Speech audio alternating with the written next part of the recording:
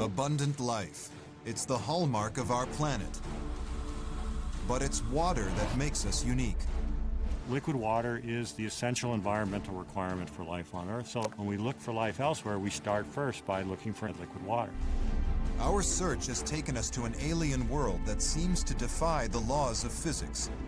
A place where water can't exist, but shows us evidence that it might.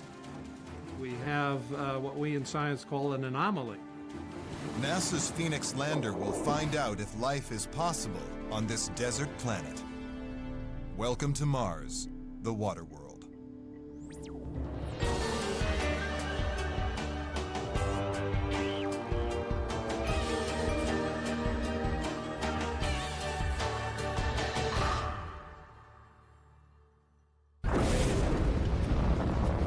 Load relief kick rate is in, vehicles responding. Vehicles recovering very nicely from the liftoff transients. August 4th, 2007 at 5:26 a.m. This Delta II rocket blasts off from Cape Canaveral. In its nose cone is NASA's first robotic Mars scout, the Phoenix lander.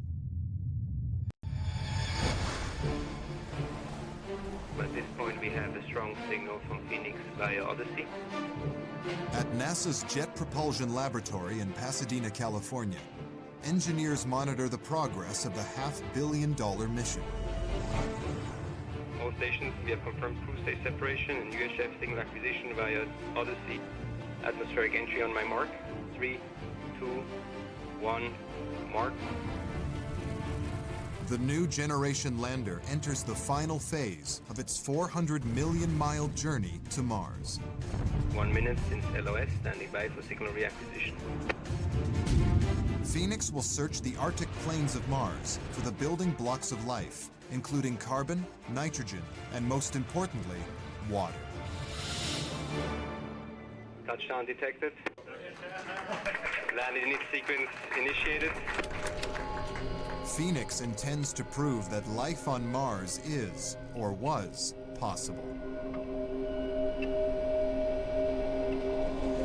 If it does, then life on Earth is not unique. This is a test simulation, but on May 25th, 2008, the team at JPL attempts this for real. Primary objective of Phoenix is to explore the Martian Arctic and to determine whether or not conditions for life are there today or existed in the past. If Phoenix finds what it's looking for, it will change our understanding of the solar system. If there's life on another world, it could mean that the universe is teeming with it, that the aliens of our science fiction could be a reality. Phoenix might even find them. But finding the signs of life on a planet millions of miles from home is an incredibly difficult challenge. The lander hasn't been designed to find life directly. It's been built to find the necessary ingredient for it: water. Chris McKay is a planetary scientist at NASA's Ames Research Center. When we look at life on Earth, we see an enormous diversity. Organisms that do all sorts of different chemistry, live in all sorts of different environments, but the one thing that all organisms on Earth have in common is a requirement for liquid water. So naturally, when we look for life elsewhere, we start first by looking for environments that had liquid water. Here on Earth, wherever there's water, there's life. Even in temperatures as extreme as 14 degrees Fahrenheit, organisms can survive. So if we find signs of water on Mars, we might find life too. But why are we looking on Mars? Professor of Geomorphology Vic Baker explains.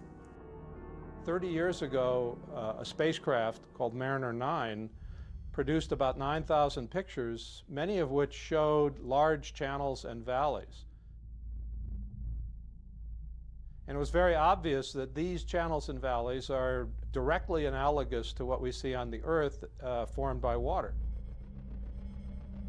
Scientists are stumped by these images. It definitely looks like water erosion, but as far as they know, there is no water on Mars. Its atmosphere is too thin to support it. The air pressure on Mars is less than 100th of the Earth's, which means the air on Mars's surface is the same as it is here on Earth at 110,000 feet above sea level. That's 20 miles high, nearly 4 times the height of Mount Everest. Scott Rafkin is a planetary atmosphere specialist at the Southwest Research Institute in Boulder, Colorado. It's fairly common knowledge that if one goes camping or hiking and you go up to higher altitudes and you go to boil your water, as you go higher up, it boils at lower and lower temperatures. That change in altitude is what you're really doing is changing pressure. As you go up in altitude, the pressure is becoming less and less. And so what happens is that as you go higher up, it becomes easier to boil water. You don't need to raise its temperature as much. This experiment shows the effects of Mars's atmospheric conditions on water. Gradually removing air from the chamber reduces the pressure. At first, nothing happens. But when the pressure drops to the equivalent of Mars's atmosphere, the water boils.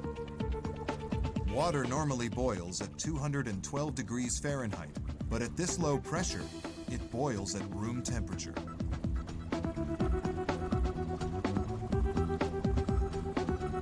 On Mars, this happens at just 50 degrees.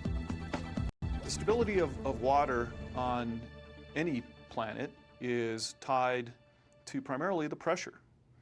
And the pressure on Mars is so low that if one could have liquid water sitting out on the surface, it would simply boil. Mars's ultra-thin atmosphere creates another problem for water to exist here. There's not enough of it surrounding the planet to insulate it.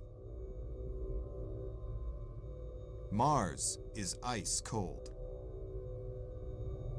At its warmest, it's just 70 degrees Fahrenheit. At its coldest, the temperature drops to minus 225. Now, of course, on Mars we have another problem, which is that it's very, very, very cold. So even if one had the higher pressure so that the water wouldn't boil off, it would just freeze solid, like a rock. The existence of these channels and valleys that appear water-carved baffles scientists. The question is, how do you have these two things? How do you have a planet that is cold and dry with a thin atmosphere, and yet clearly, in its past, had flowing water? Over the years, scientists have offered many theories to explain the features seen on Mars's surface. People suggested, well, maybe it's carbon dioxide liquid, or maybe it's lava, or maybe it's wind. Well, wind, lava, carbon dioxide could have formed many of the features we see on Mars, but they can't explain all the features. And for the past 30 years, this has been the major source of science controversy. And it's the reason that the current NASA program is sort of directed with this euphemism, follow the water. Using the latest science provided by Phoenix, NASA hopes to prove once and for all that they were made by liquid water, a substance that shouldn't exist on the planet. But the debate is growing more controversial. In June 2000, scientists got very excited about these images taken by the Mars Orbiter camera, a probe that has been circling the red planet since 1997. This one was taken in 1999, and this is of the same location in 2000. The images clearly reveal a changing landscape. To geologists like Vic Baker, these recently formed features look strangely familiar. On Earth, we would call them gullies. They're sort of on the scale of hundreds of meters, no more than a kilometer. They're patterns like the veins in a leaf or branches in a tree that result from how water falling on the surface organizes itself into larger and larger drainages. These gullies and alcoves seem to have been recently formed by water. They have appeared in the southern hemisphere of the planet, on slopes that get the least amount of sunlight during each day, one of the coldest parts of Mars. Their similarities to gullies formed by water here on Earth defy logic and the laws of physics. So what created them? Did water flow across Mars in its past? And is it still flowing today?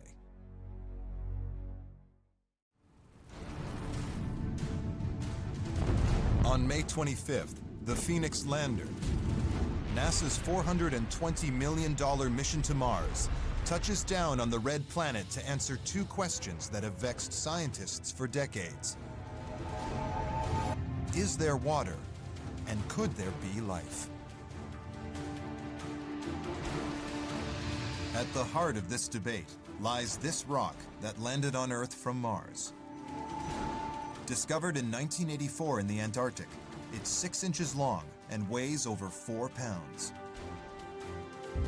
It's called the Allen Hills meteorite, and it's one of just 34 Martian rocks that have been found here on Earth. Johnson Space Center astrobiologist Dr. David McKay has studied this meteorite for more than 10 years. Allen Hills is unique among the Mars meteorites because it's so old. It is by far the oldest of the known Mars meteorites.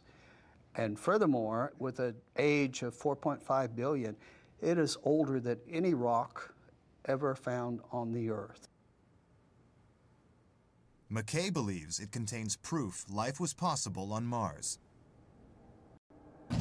Using high-resolution scanning electron microscopes, he examines the meteorite and discovers tiny globules of iron and magnesium carbonate. Elements almost certainly formed and deposited by liquid water.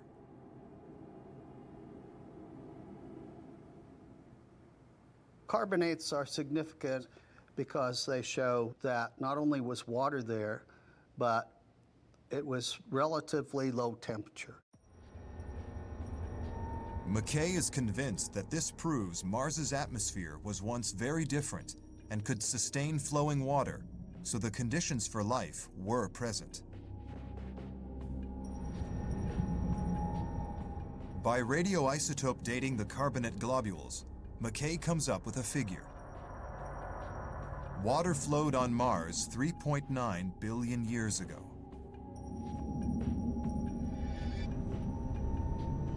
NASA's current crop of rovers scouring the planet backs up McKay's findings. This is Meridiani Planum, the landing site of the rover Opportunity in January 2004. It's a dusty area the size of Oklahoma. Photographs relayed back to Earth reveal the soil is littered with countless BB-sized rocks. NASA scientists nicknamed these puzzling objects blueberries. On Earth, similar deposits form, but only in standing water or hot springs. Geologists have uncovered blueberry-like clusters dating back millions of years in Lake Superior and near the hot springs of Yellowstone National Park.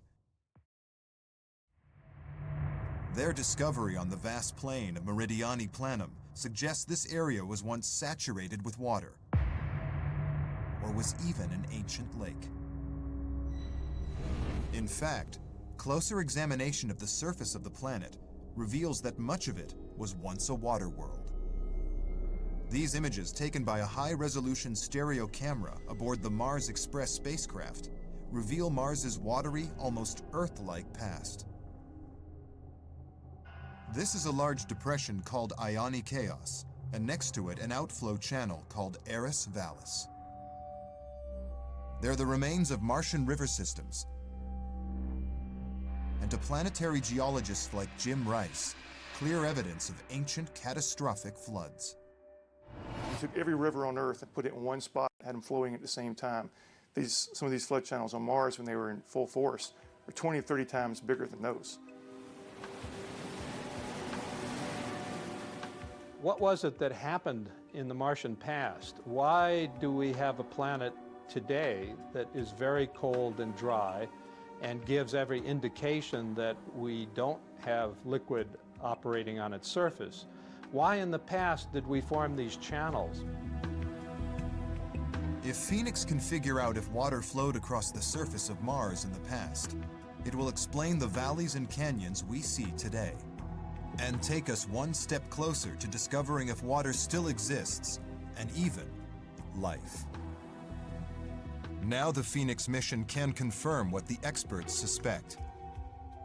So it must have been warmer, at least for some period of time, so that we could have liquid water on the surface. And the pressure must have been higher than it is now, or the water would have boiled away. Early in its evolution, Mars was much warmer.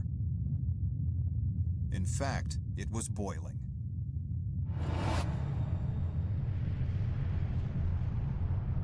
$4.6 billion years ago, our sun bursts into life, and our solar system forms around it.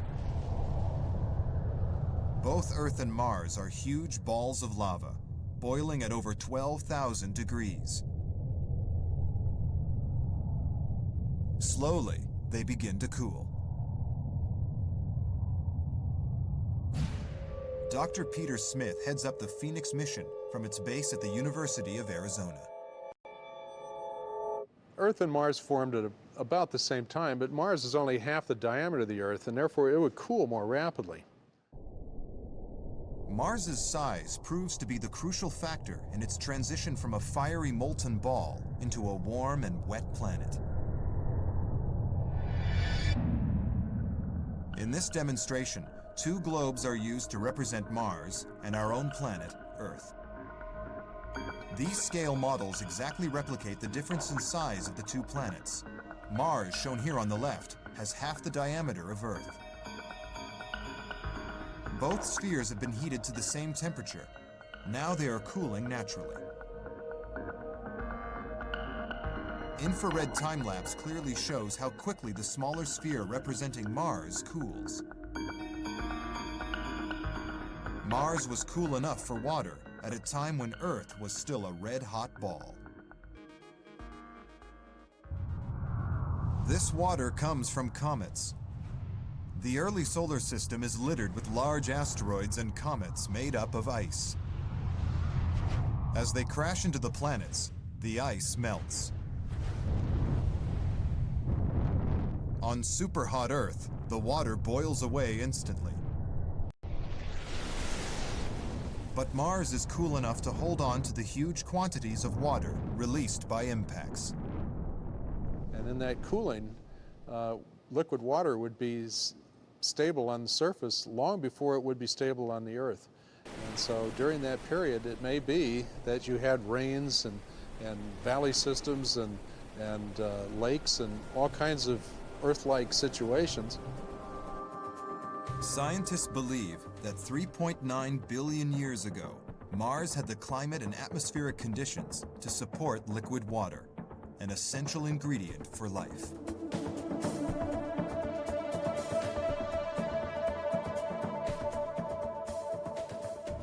Now, in the early days of the history of our solar system, this planet, the Earth, was not a good place for life to develop.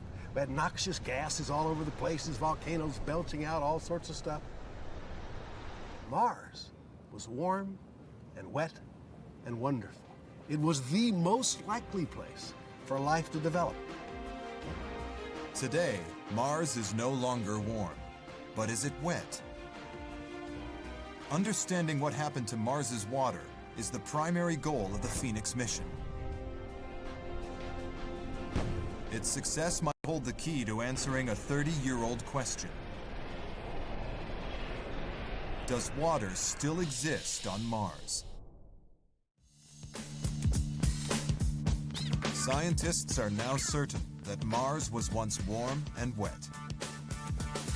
Pictures of ancient riverbeds, blueberries on the surface, and carbonate globules inside the Allen Hills meteorite confirm this view. But if there was water billions of years ago, where is it today?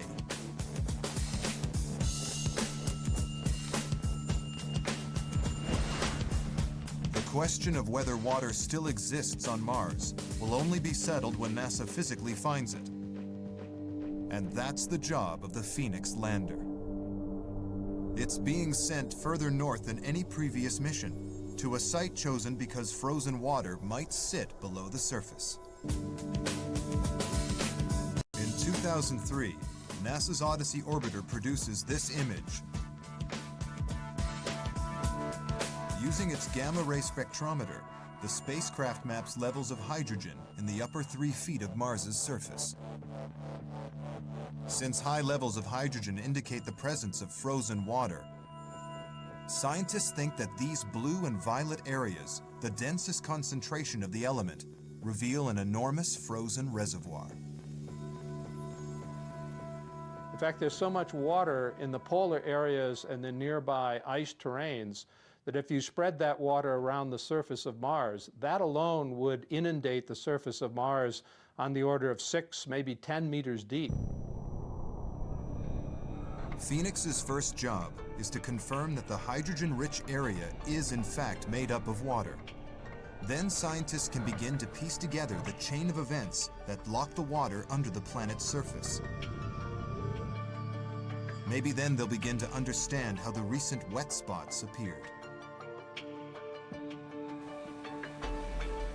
Some scientists believe they are a remnant of ancient climate change. Mars cools much more quickly than Earth, allowing water to exist on its surface. But a drastic shift in atmospheric conditions means it can't hold on to it. Earth's large molten core generates a magnetic field which protects our atmosphere from solar radiation. But Mars's small core cools so much that it no longer produces an effective shield. Solar wind blasts away its atmosphere and most of its water. Pressure falls and the temperature plummets. Whatever water it has boils away or freezes solid, leaving the Mars we see today, a frozen world.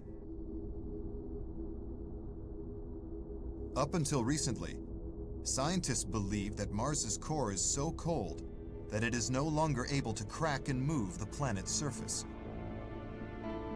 The Earth releases a lot of its heat continuously by a process that's known as plate tectonics, where the continental masses of the planet are actually shifted by the formation of new crust in the ocean basins. Mars doesn't have that. But the discovery of the gully features, the wet spots, suggests that Mars's core hasn't cooled as much as they thought. Because it can't release its heat as efficiently as Earth, one idea is that this heat builds up with time, and episodically there's kind of a burst of heat release that will melt the ice in the Martian permafrost. And that water comes onto the surface, perhaps associated with gases that change the composition of the Martian atmosphere to a greenhouse kind of condition.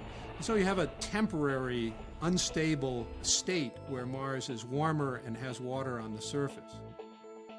These small flash floods could be the wet spots that dot the surface of the planet. It's natural to suspect that maybe this volcanism that has happened in recent history and the water activity are somehow related. But this is one of the mysteries we're trying to investigate, and I think it's one of those that the Phoenix lander may be able to shed some light on. By finding ice and analyzing its composition, the Phoenix lander is designed to map the planet's ice history.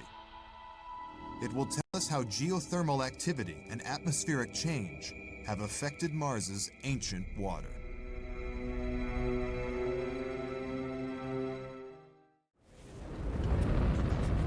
Load relief kick rate is in. Vehicles responding.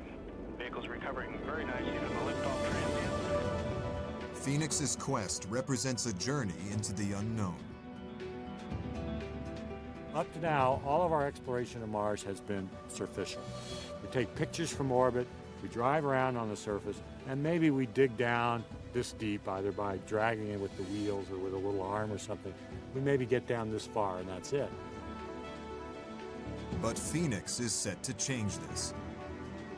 It's designed to endure Mars's northern latitudes and to analyze subsurface ice. NASA hopes its findings will throw light on how water interacts with the geology of Mars, the key to unlocking the story of past atmospheric change. In order to achieve this goal, it's been built to do something no other Mars lander has done before. Phoenix is going to arrive on Mars and land and dig. A sophisticated robotic arm will dig down 3 feet into the frozen subsurface to where the layer of water is believed to be. At nearly 8 feet, the arm is the most important tool on the lander.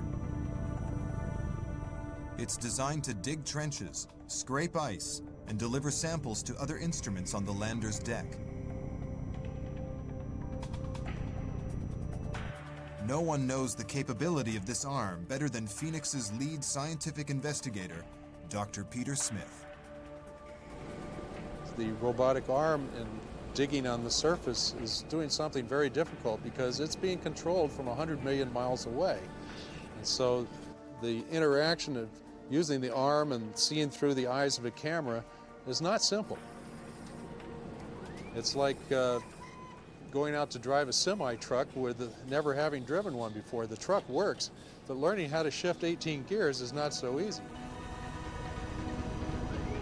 If working properly, Phoenix's robotic arm will drop ice samples into a device called a Thermal and Evolved Gas Analyzer, or TIGA for short. TIGA has 8 tiny ovens, about the size of an ink cartridge in a ballpoint pen. Not unlike this one. Once a sample is successfully sealed in an oven, the temperature is slowly raised at a constant rate. As the temperature edges up to 1800 degrees Fahrenheit, the ice and other volatile materials in the sample vaporize into a stream of gases. So if you think about what happens in your kitchen when you put, say, some sort of food in the oven and you start to heat it up, it's cooking nicely at 200, 300, 400 degrees.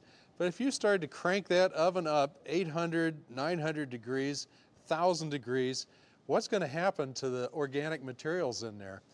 Well, they're going to turn to smoke. They're going to come out, and like in my kitchen, they're going to set off the smoke alarm.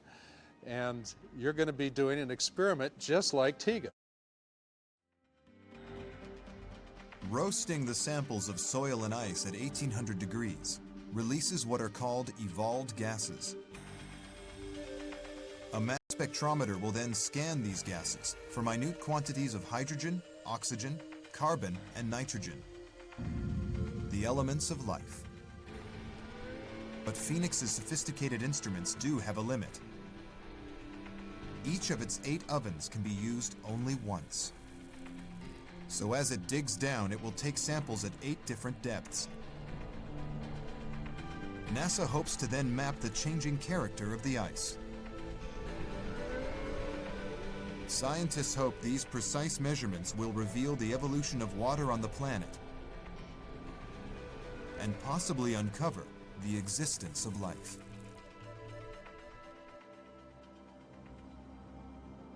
To get a head start on the kind of data the lander might send back, the Phoenix scientists set out to replicate their experiments here on Earth. The geology of Mars and Earth is surprisingly similar. Mars is a cold, dry desert landscape of sand and rocks. But both planets share land features like volcanoes, canyons, and valleys.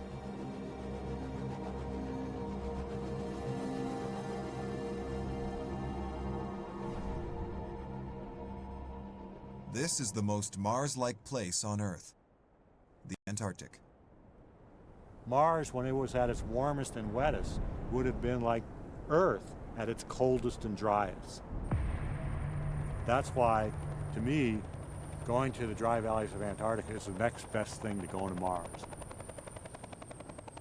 Here, Chris McKay and Peter Smith are going to do on Earth what Phoenix will be doing on Mars. The idea is to make the connection between what Phoenix will measure on Mars with what Phoenix would measure in the dry valleys of Antarctica. They're digging down to ice to see if life, or the conditions for life, exists in this inhospitable terrain.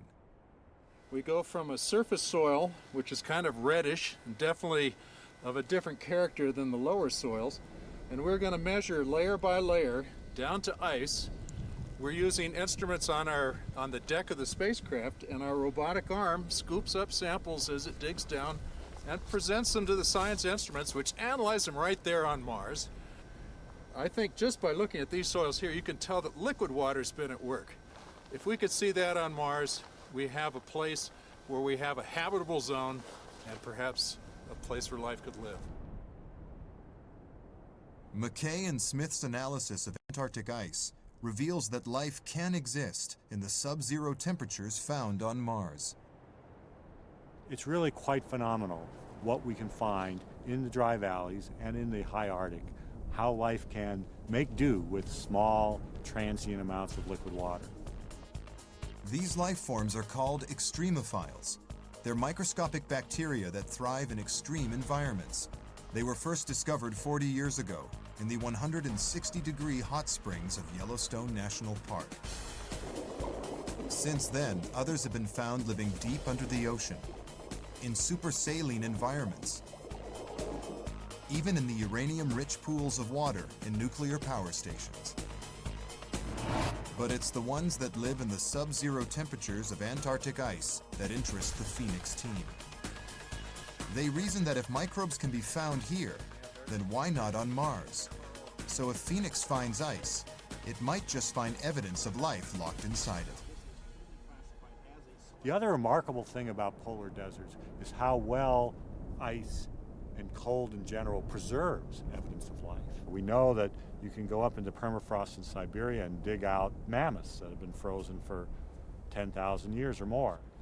On Mars, we're hoping for the same effect. We're hoping to find, frozen in the ice on Mars, evidence of life that may have been preserved maybe for millions, but maybe even also for billions of years. Frozen micro-Martian mammoths, if you will.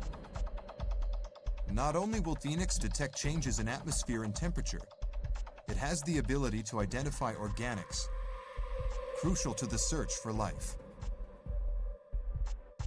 Our mission was designed specifically to touch water in the form of ice and to try and understand the properties of that ice, its history, its interaction with the soil, its interaction with the atmosphere, and really explore the question of is there or was there ever life on Mars?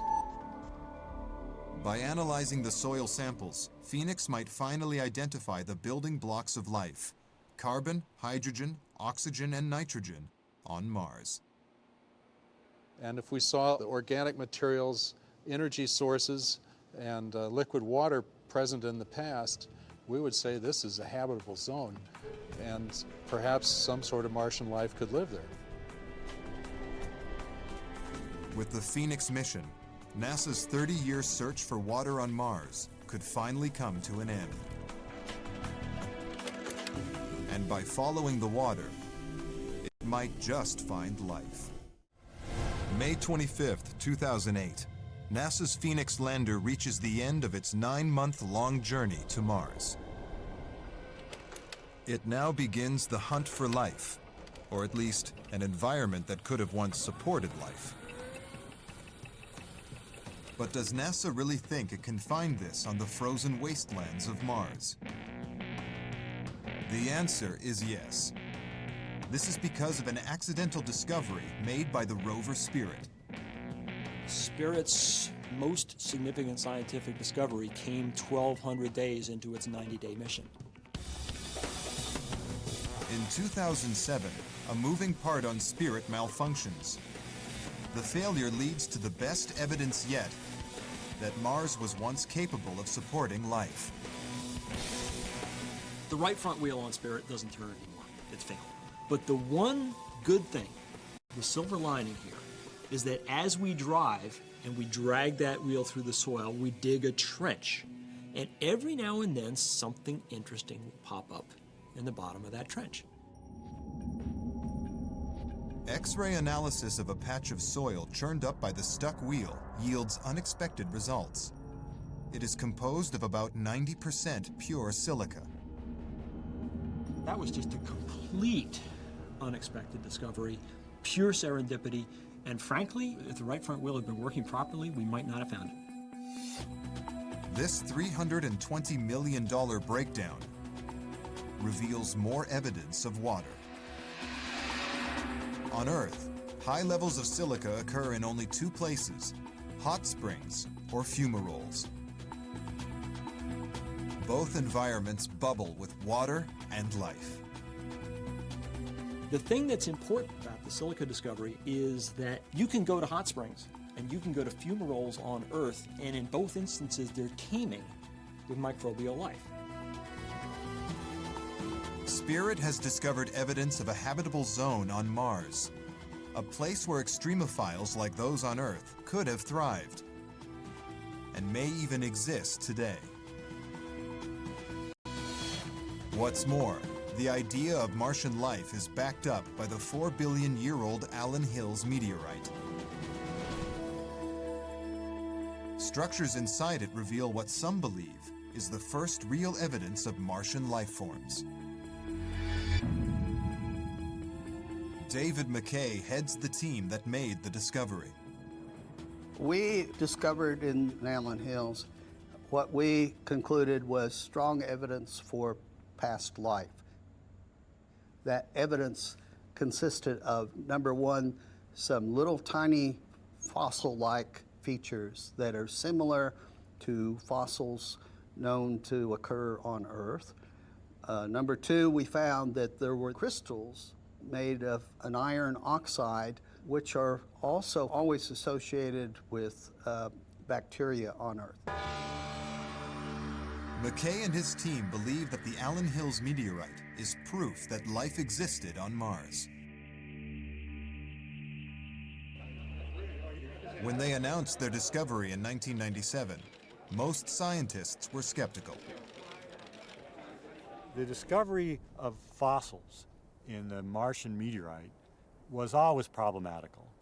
They weren't really biological structures, they were just little round and little oval-shaped things. And people quickly realized that if you pick up any piece of rock or dirt and examine it at that scale, you often see little round and little oval-like structures that have nothing to do with biology.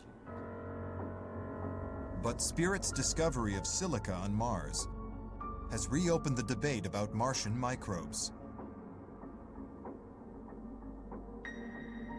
If extremophiles can be found in similar environments on Earth, then why not on Mars?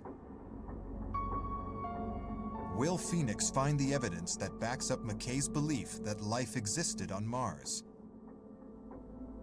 If it does, the implications will be profound. You may think that if we find life on Mars and it's just microbes, who cares? Why is that important? But within those microbes could be the potential for all of the richness and complexity of life like we see on Earth. In the same sense that an acorn is an oak tree, a single organism on Mars could represent the potential for complex ecosystems for animals and plants and even human-like intelligence. Even if on Mars that seed didn't grow to its full potential, if the acorn didn't become an oak tree, it's still interesting because it tells us that on other worlds, on other stars, it would have fully developed. We're not alone. It's an astonishing prospect, one that the Phoenix mission is poised to solve. Well, when Phoenix lands down on Mars and sends back its first signal that it lands successfully, I will breathe a 5-year-long sigh of relief. But before NASA's latest probe can answer tough questions about life and our place in the universe, it first faces its biggest challenge: descent and landing.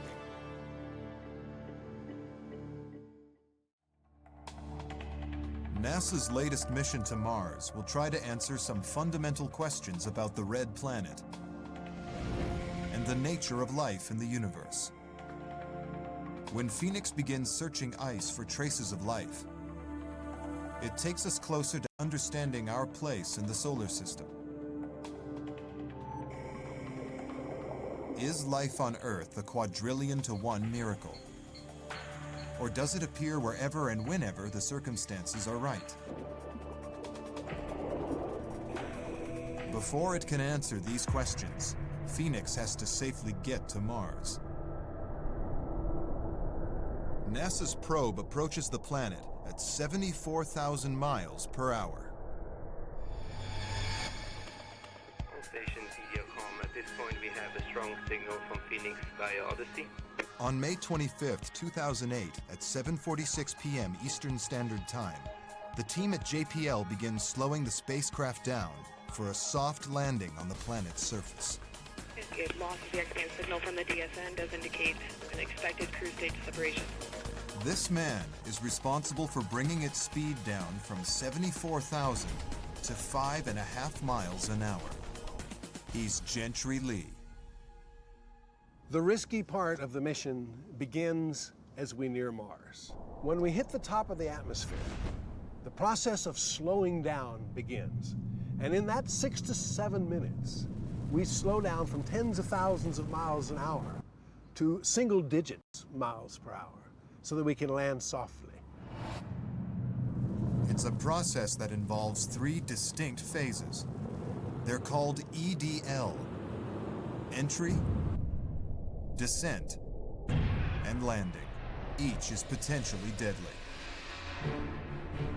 Friction from the atmosphere slows the craft to about 750 miles per hour.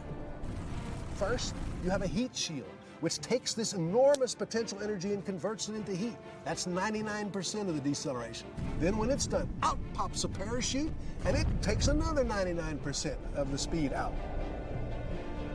The parachute's performance is crucial to the success of the mission. Up to this point, Phoenix's EDL is identical to any other Mars mission. But unlike the rovers before it, Phoenix has no airbags to cushion its landing. Instead, it uses 12 descent rockets clustered around the hull to slow down. In the final 34 seconds of descent, they fire rapid pulses, carefully timed to bring the lander down at 5.5 miles an hour. If Phoenix's engines fail, its terminal descent will have been just that. For controllers, this is one of many things that could have gone wrong. And then, of course, will come the moment when it's too late to even ask any questions. Standing by for possible flash and blackout. Did the radar see the ground properly? Did the computer interpret the information properly? Did the pulsing engines do what they were supposed to do? I can't wait. Will somebody please tell me now? On May 25th, 2008, at 7:53 p.m., Phoenix starts its descent.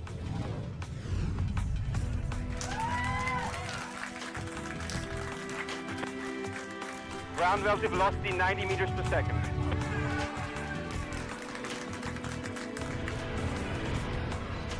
Touchdown signal detected. Landing sequence initiated. The landing is a success. For the team, this is the culmination of 5 years' hard work, and yet the mission is just beginning. These are the first images Phoenix sends back to Earth. The search for life on the red planet begins. Imagine a world frozen solid, encased in ice from pole to pole. No life roams these frozen plains. Only glaciers move across them. This is not some distant planet starved of sunlight. According to a radical theory, this was Earth, 650 million years ago.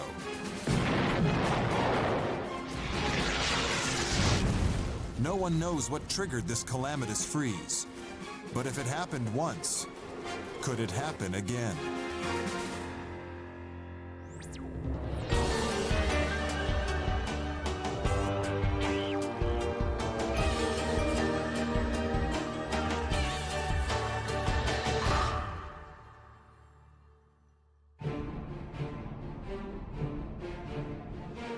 Imagine the most profound ice age you can think of. Temperatures plummet to below zero, even at the equator. Before long, ice encloses our entire planet. Research suggests that this may have happened not once, but 3 times in our planet's past. Welcome to Snowball Earth. Snowball Earth is certainly the most extreme climate change we can conceive the Earth having ever experienced.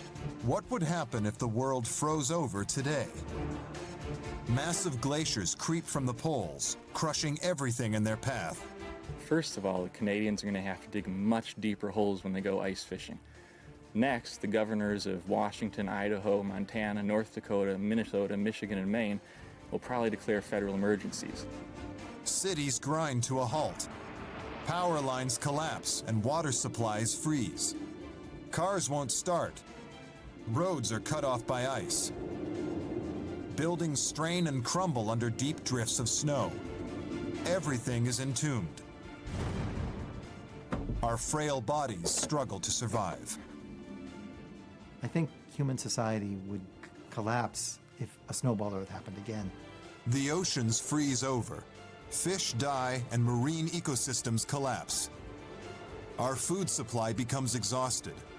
Any surviving humans are trapped in an icy hell. We would have a mass die-off of humans simply because we could not grow enough food under these conditions. Incredible though it may seem, the Earth may have frozen over completely. Scientists are finding clues in unexpected places. The story begins with a mystery.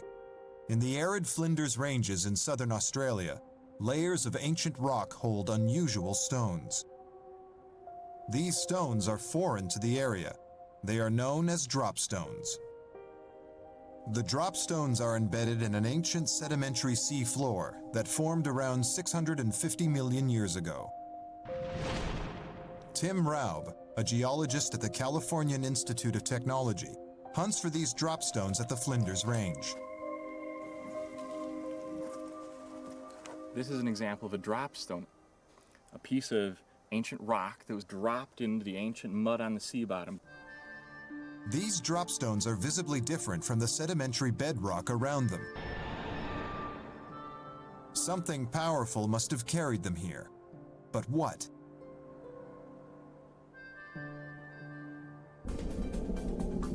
Dan Schrag, professor of Earth and Planetary Sciences at Harvard University, believes the answer is glaciers. We actually have ice cubes here that we've made with pieces of sand and gravel in them. So these ice cubes are like the glaciers that are taking rocks from the land, and then when we put them in the water, they'll actually melt and the sand and gravel will fall to the bottom, just like the drop stones on the ocean floor.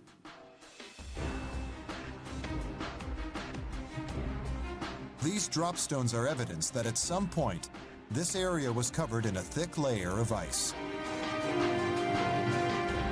But it's difficult to explain how ice could have covered the sun-baked mountains of southern Australia. Unless the continent itself was in a very different place.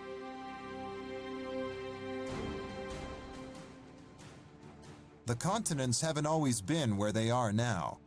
They move very slowly across the Earth due to the movement of tectonic plates. 650 million years ago, around the time the Flinders drop stones landed here, the continents were positioned very differently. Since the drop stones formed under ice, perhaps Australia sat nearer to the poles where temperatures were lower.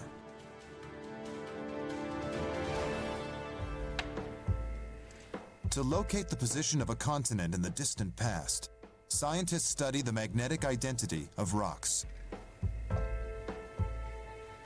Certain sedimentary rocks contain magnetic particles. When the rocks form, these iron particles line up with the Earth's magnetic field. Near the poles, they align at right angles to the sedimentary layers. And around the equator, they align parallel to the layers. Even if the rock moves, the distinctive configuration of these magnetic particles remains the same and provides a kind of geological fingerprint of the rock. Professor Joe Kirschvink at Caltech Pasadena is fascinated by magnetism. Magnetism is magic. I've even named my eldest child after a magnet, so I enjoy magnetism. Kirschvink and his team analyzed the 650-million-year-old rock surrounding the dropstones. The results were unexpected. That part of Australia was within 5 degrees of the equator, and it just was the most weird place to expect a glacier. But Kirschvink had to be sure that this ancient rock still held its original magnetic signature. If the rock heated up after it formed, its native magnetism would have changed. Back at Flinders Range, Kirschvink's team uncovered clearly striped sedimentary rock that provided proof. Here, tens of thousands of layers of mud grew one at a time, upward and upward, in a glacial lake at the edge of a 635-million-year-old ice sheet. When this rock formed, layers of sediment built up in distinctive horizontal lines. By comparing the direction of the layers of sediment with the direction of the lines of magnetism, Kirschvink could determine whether the rock's magnetic signature had changed. We can explain the process of magnetism with a simple eraser.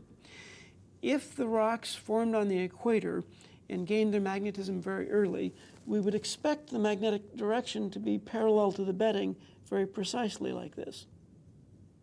And then, since the rocks are soft, if they get squeezed or deformed geologically, you would expect them to rotate like this, and the magnetism would shift with the bedding. On the other hand, if the rock had been squeezed and deformed first, and then gained the line of magnetism like this, we would see them warped relative to the bedding today. If the rock still had its original magnetic orientation, the lines of magnetism would follow the lines of sediment. But if its orientation had changed, the magnetism would cut through the sedimentary layers. Raub drills into the formation to retrieve solid cores of the rhythmic rocks.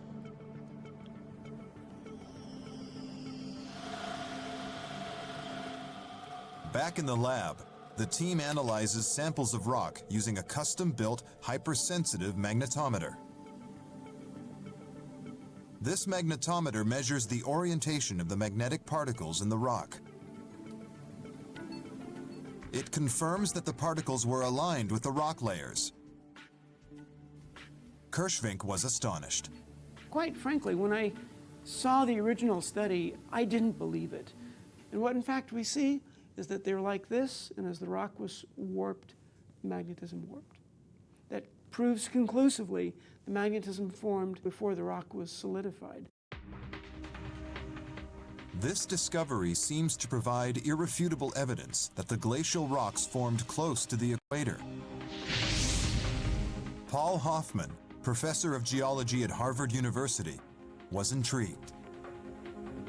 So if there were glaciers close to the equator, where the temperature was warmest, one has to assume that there was also ice in higher latitudes where the temperatures were colder.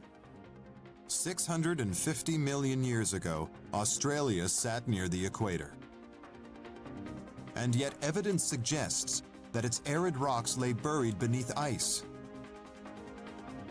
And if there was ice at the equator, there would have been ice all over the globe. These dropstones became the catalyst for a radical theory: Snowball Earth. This is a theory about the most extreme ice age imaginable. And if it happened before, it could happen again. Our world has been through many periods of extreme climate change.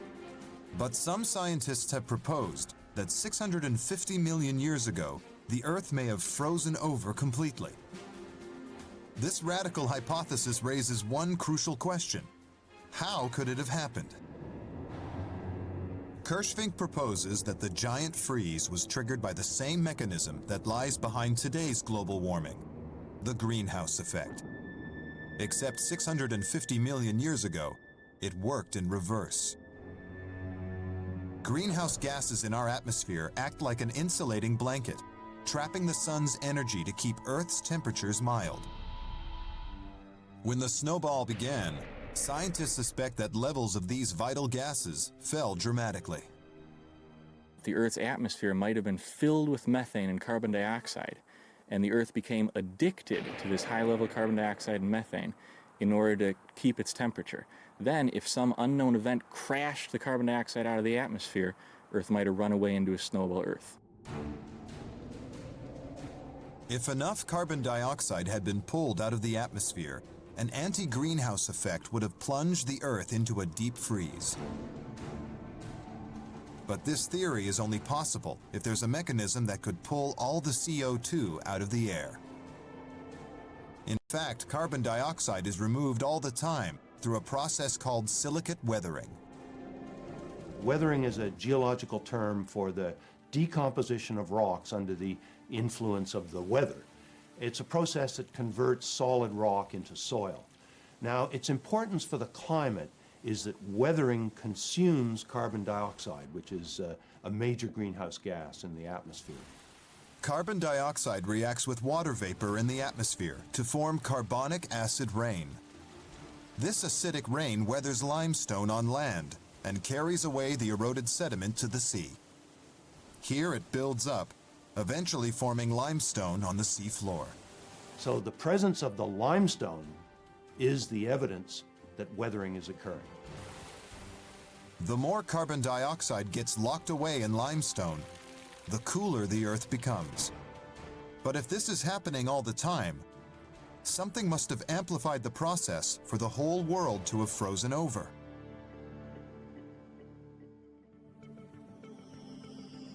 Again, clues lie in the position of the continents.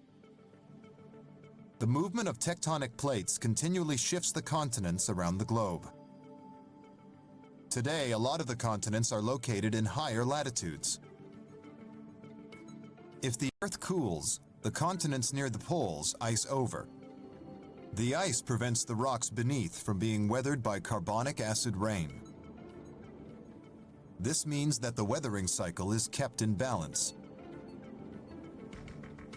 With less carbon dioxide locked away in limestone rock and more in the atmosphere, the planet warms. Scientists have worked out that 650 million years ago, the continents were clustered around the equator, where it's warm and wet. Consequently, the global rate of weathering would have been higher. During the Snowball Earth, we suspect that there were many more continents at the equator, and this would actually lead to a situation that would make the planet vulnerable to a global glaciation. As the Earth cooled, ice formed at the poles. But because there were no continents in the higher latitudes, ice accumulated on sea rather than on land. There was nothing to regulate the weathering. The cooling continued unchecked, and the world got colder and colder. This runaway scenario is certainly plausible. But although extreme weathering could be behind an ice age, it doesn't explain how the Earth could have iced over completely. Geologist Galen Halverson from Adelaide University studies triggers of the snowball. One of the hardest parts about understanding the snowball is really how it began. We think that it must have began like a normal glaciation. Normally, living things help to regulate the Earth's climate by maintaining the delicate balance of carbon dioxide. Plants consume carbon dioxide. Animals produce it. These consumers and producers help to regulate the climate, ensuring the Earth is neither too hot nor too cold. If there's more carbon dioxide in the atmosphere, it gets warmer. This causes plants to grow faster, which in turn draws out more CO2 from the air. So that is a feedback against it getting too warm.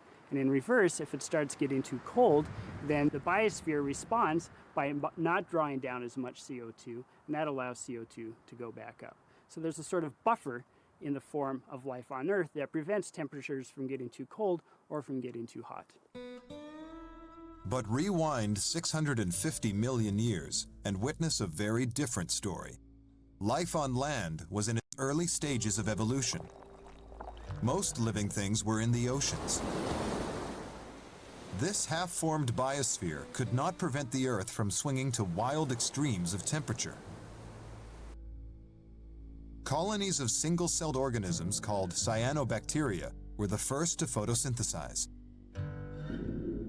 They pulled carbon dioxide from the surrounding water to precipitate calcium carbonate, and they used this to make dome-like structures of rock. Geologist Jim Gehling is an expert on these early life forms. Temperatures were dropping at this time, 650 million years ago, for the very good reason that carbon dioxide, the principal greenhouse gas, was being taken out of the atmosphere and locked away on the sea floor.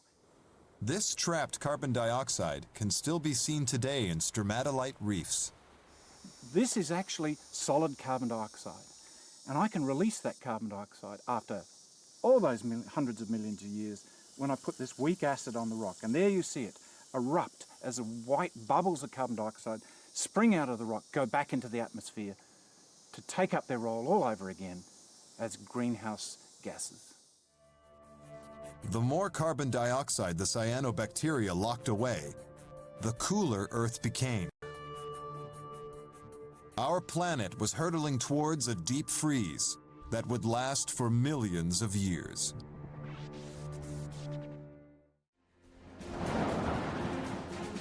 $650 million years ago, the Earth's temperature plummeted. Huge sheets of ice spread across the planet. Eventually, they engulfed most of the land and sea. This was no regular ice age. Ice ages are nothing out of the ordinary. We experience them every 100,000 years or so. They are mainly caused by small changes in the Earth's orbit, which alter its position relative to the Sun. When our planet receives less of the Sun's energy over a number of years, ice forms high in the northern hemisphere and advances down.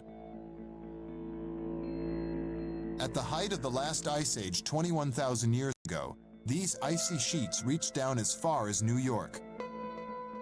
But the tropics stayed warm. Only about 30% of our planet froze. But 650 million years ago, some scientists believe the ice kept coming, until eventually, most of the globe was covered. What could have caused this runaway cooling?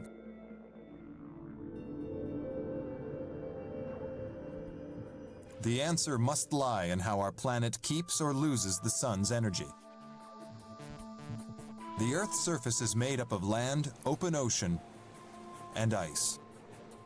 These all reflect sunlight to a different degree. The amount of light a surface reflects is known as its albedo. Deep dark ocean has a low albedo, since it absorbs a lot of sunlight. White snow and ice have a very high albedo, since they reflect more of the sun's energy back into space. Tim Raub demonstrates how dark and light colors heat up under the sun. The temperature of a white car sitting in the sun is only 120 degrees. The temperature of a black car sitting in the sun is 144 degrees. The black car absorbed light, the white car reflected it. White reflects more sunlight, keeping whatever it's covering cooler. The more ice that covers the Earth, the more of the sun's energy reflects back into space, and the colder the planet becomes. This cooling leads to more ice forming, which further increases the surface albedo. This is known as ice albedo feedback. And something may have accelerated this cycle of cooling even more. New research suggests that when seawater freezes at very low temperatures, its composition changes, and it can become more reflective.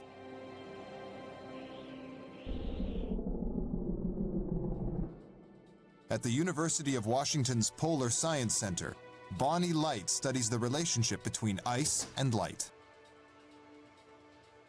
In the cold room, she freezes buckets of salt water at different temperatures. One of the buckets is exposed to Snowball Earth temperatures of -10 degrees. The surface of this ice becomes much whiter. Okay, so this bucket contains seawater that was frozen in a cold room at 5 degrees above 0 Fahrenheit. And we consider this a good laboratory analog for modern-day sea ice on planet Earth. And you can see that the surface of it is kind of gray-colored, dull appearance. And this bucket also has salt water in it, although this salt water was frozen at about 10 degrees below 0 Fahrenheit. And we consider the ice in this bucket to be a good analog for sea ice on Snowball Earth because it's very cold. At Snowball Earth temperatures, the composition of sea ice changes, turning its surface from gray to bright white. And you can see that these crystals in this case have started to collect at the surface of this cold ice. And so I can kind of scratch away these crystals, and you can see that this is basically just a deposit on the surface of this cold ice. At -10 degrees, salt molecules in the ice begin to form tiny crystals. If you can isolate them under the microscope, they look like little gemstones. They're really quite beautiful. These bright crystals have a dramatic effect on albedo. The white surface scatters more of the sun's energy and reflects it back to the atmosphere, causing temperatures to drop even further. In the 1960s, Soviet climate modeler Mikhail Budiko demonstrated how runaway ice albedo could cause a cooling Earth to freeze completely. Like many of his contemporaries, Budiko was worried about the effects of a nuclear winter. Nuclear explosions create clouds of smoke and dust, which block the sun's energy and lower the Earth's temperature. Budiko developed a mathematical model to work out the odds of a global ice age. He showed that if the Earth's climate cooled enough for ice to form in the lower latitudes, then the ice albedo would rise at a faster rate. And once the glaciers reached a certain latitude, the Earth would tip into a snowball-like state. Somehow or the other, the ice line, the glaciers, reach some critical latitude, around 30 degrees.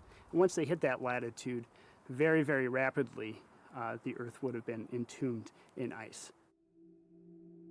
Budiko's groundbreaking work showed how this snowballing effect could create a totally frozen planet within just a few decades.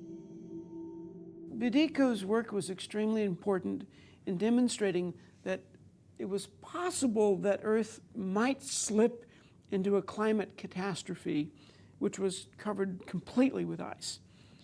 It had not been recognized as a possibility before that. If the Earth became entirely covered in ice, nearly all the heat it received from the sun would be reflected back into space. The planet would become locked in ice. So if runaway freezing trapped the Earth in ice, how did it ever escape? Some scientists suggest that 650 million years ago, our entire planet was locked in an extreme ice age. It was a unique event, the result of a set of improbable triggers. Or so they thought. Then, in 1997, evidence emerged that it could have happened more than once. It came from glacial deposits in South Africa that were over 2 billion years old. Paleomagnetic evidence suggests that these formed near to the equator. Geologist Paul Hoffman believes this could be proof that the Earth froze over completely at least twice in its history. The best evidence for a snowball Earth 2.22 billion years ago is paleomagnetic evidence from South Africa. There are glacial tills there, boulder clays, that formed very close to the equator. This discovery raised the possibility that the snowball wasn't a single event, but a recurring condition. Scientists raced to find the trigger for this earlier deep freeze. The cooling appeared to coincide with the Great Oxidation Event. Deep in the ocean, some of the oldest organisms on Earth evolved a mechanism called photosynthesis. The ability to convert carbon dioxide into oxygen using the sun's energy. As these photosynthesizing microbes thrived, they had a profound effect on the Earth's climate. 2 billion years ago, our sun was weaker. Our planet relied on greenhouse gases like carbon dioxide and methane to maintain its temperate climate. But photosynthesis uses up carbon dioxide. It also produces oxygen, which destroys methane. The result, a double whammy. Levels of both these vital greenhouse gases plummeted. You have a precarious situation. You have a planet that's greenhouse needs methane, and you suddenly evolve a bug that destroys the methane. Maybe the first bacteria that photosynthesized crashed the carbon dioxide and methane from the atmosphere and triggered the first snowball Earth. As oxygen production soared, methane levels tumbled. With the loss of that greenhouse gas, the Earth spiraled into a deep freeze. It's kind of a frightening conclusion that a single-celled mutant bug destroyed an entire planetary ecosystem. Destroyed it. Turned it into a snowball for maybe 35 to 100 million years. Some scientists now think that our planet has been encased in ice on at least 3 separate occasions, and each time under different circumstances. But these snowball Earth scenarios present a huge problem. If our planet was trapped in ice, how did it ever escape? Something must have caused a global meltdown. Evidence of the thaw is right here. On top of the dropstones sit layers of a peculiar reddish-gray rock. These layers stretch for miles in the Flinders Range, Death Valley, and almost everywhere where the glacial rocks appear. These are carbonate rocks, which form in warm, shallow seas. But here, they appear right on top of the glacial deposits. So here's a sample that actually shows the end of the snowball event. So that's an ice-rafted stone dropped out of an iceberg. And these are little grains that also fell out of an iceberg.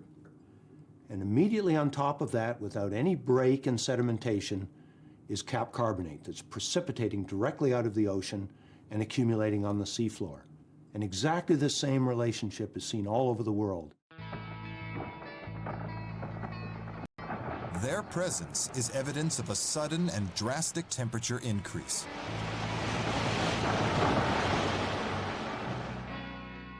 Only one thing could have triggered this: a huge injection of greenhouse gases such as carbon dioxide. In order to melt Snowball Earth, concentrations of carbon dioxide had to be around 350 times higher than they are today. But if the whole planet was encased in a thick layer of ice, where did the carbon dioxide come from? Caltech professor Joe Kirschvink had a revelation. I woke up in the middle of the night and said, that's gotta be it. It just dawned on me that these subaerial volcanoes, like in the Aleutians and the Yellowstone, these volcanoes sit and they spew CO2 into the air. Even beneath the ice, volcanoes would have continued to release immense volumes of carbon dioxide. With the rest of the planet still ice-locked, there would have been no mechanism to remove it from the atmosphere. Over millions of years, levels of this greenhouse gas would have built up, eventually producing enough warming to offset the ice albedo. The ice melted, sending global temperatures spiraling upwards. As this melted ice water evaporated, it swelled the atmosphere with moisture, creating torrential rainfall. Carbon dioxide in the atmosphere acidified the rain. Acidic downpours rapidly eroded limestone, washing sediment down into the oceans. Here, layers of carbonate sediment accumulated on the sea floor to become carbonate rock. Dan Schrag demonstrates what could have happened. Instead of carbonic acid from carbon dioxide, we're going to use a little stronger acid to make it go a little faster. This is nitric acid, and when we add it to the limestone, it will dissolve away the limestone and ultimately create a very clear solution. So you can see it bubbling away. And when this is added to the ocean,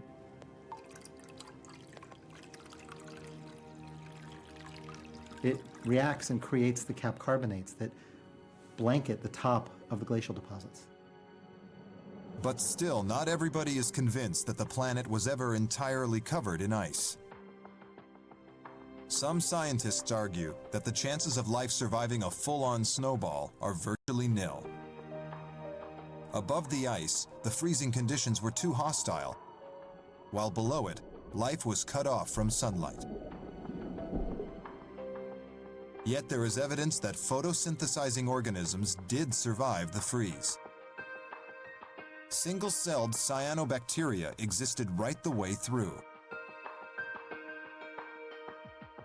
Cyanobacteria can survive extremes of temperatures many degrees above and below zero. But if the oceans froze over, a thick layer of ice would have sealed them away from the sunlight. With their energy source blocked, they would have died out. If you'd been diving on a tropical reef before Snowball, this is what you would have seen. Slime world, mounds of slime on the sea floor. And if you touch them, you'd find out that they're actually rock. A surface covered with slimy material, which is actually cyanobacteria, the earliest, the most primitive form of life that's been around for 3 billion years up until this point, and is still around today. Critics argue that nothing could have survived the ferocious conditions of a total global freeze. They maintain Snowball Earth was nothing more than a severe ice age with extensive glaciers and a belt of open water around the equator. Philip Allen, a geologist at Imperial College London, believes that the evidence for a frozen planet is flawed. I am not in agreement with this Snowball Earth hypothesis. The major hole in the theory, as far as I'm concerned, is that the sedimentary rocks deposited during the glacial periods do not support the idea of a long-term global freeze. Philip Allen's counter-evidence includes the ripple-like patterns in rocks formed 650 million years ago. When you look at those sedimentary rocks, it indicates open water. The wind was able to blow over the water surface and form ripples, wave ripples on the seabed.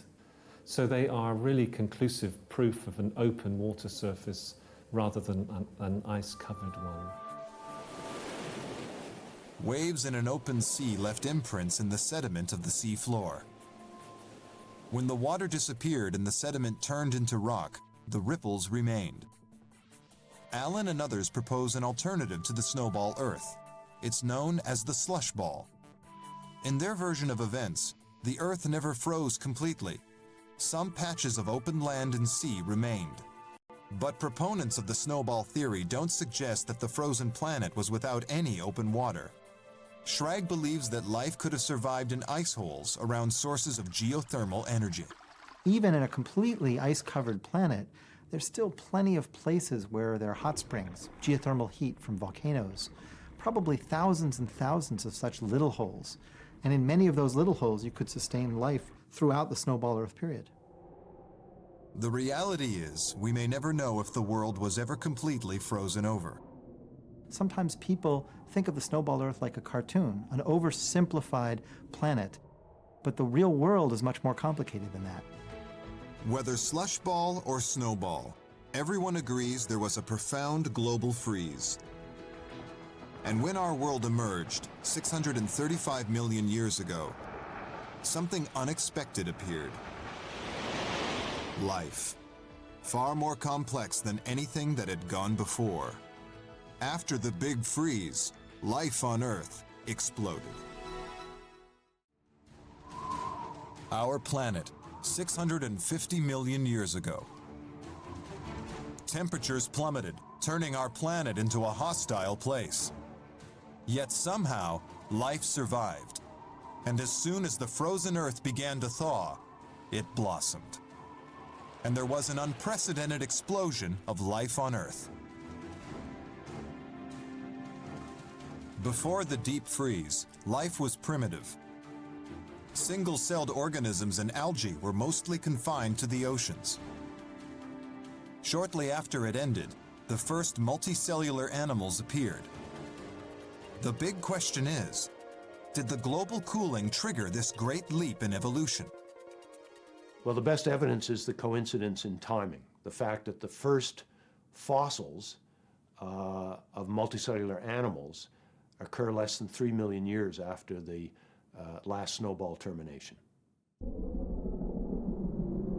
Shu-Hai Xiao is a geologist at Virginia Tech. He unearthed some of the oldest multicellular animal fossils in the world in a mine in southern China. The fossils are really small. They're about ½ millimeter in diameter, so you can barely see them with naked eyes. Under a microscope, he discovers that the fossils are very primitive animal embryos. Some fossils show clusters of 2, 4, 8, and more cells. It was really exciting when we found those. Those are some of the earliest animal fossils, and they have found in rocks that were deposited almost immediately after the Snowball Earth ended. Fossils of these animal embryos date back to just 3 million years after the global freeze ended. That might seem a long time in human terms, but geologically, it's the blink of an eye. Over the next 80 million years, animal life exploded. In the Flinders Ranges in southern Australia, geologists have found some of the oldest fossil evidence of complex multicellular life. These creatures bear little resemblance to life today, but they offer clues to the genesis of early life. 650 million years ago, this area was beneath a shallow sea. Bizarre, soft-bodied organisms similar to jellyfish or flatworms lived on the sea floor. Some of the organisms got trapped in fine silt of tidal flows where they fossilized. Jim Gayling has been investigating these early animals. Probably our ancestors lie in these rocks. This thing here, Dickinsonia, can best be described as some kind of a pancake or mat-like worm creature. It doesn't have a proper head, it has what appears to be a gut, very fine segments. But this doesn't explain how the severe planetary freeze could have triggered a leap in evolution. What we do know is that there is a striking coincidence between the rise of oxygen and the end of the snowball.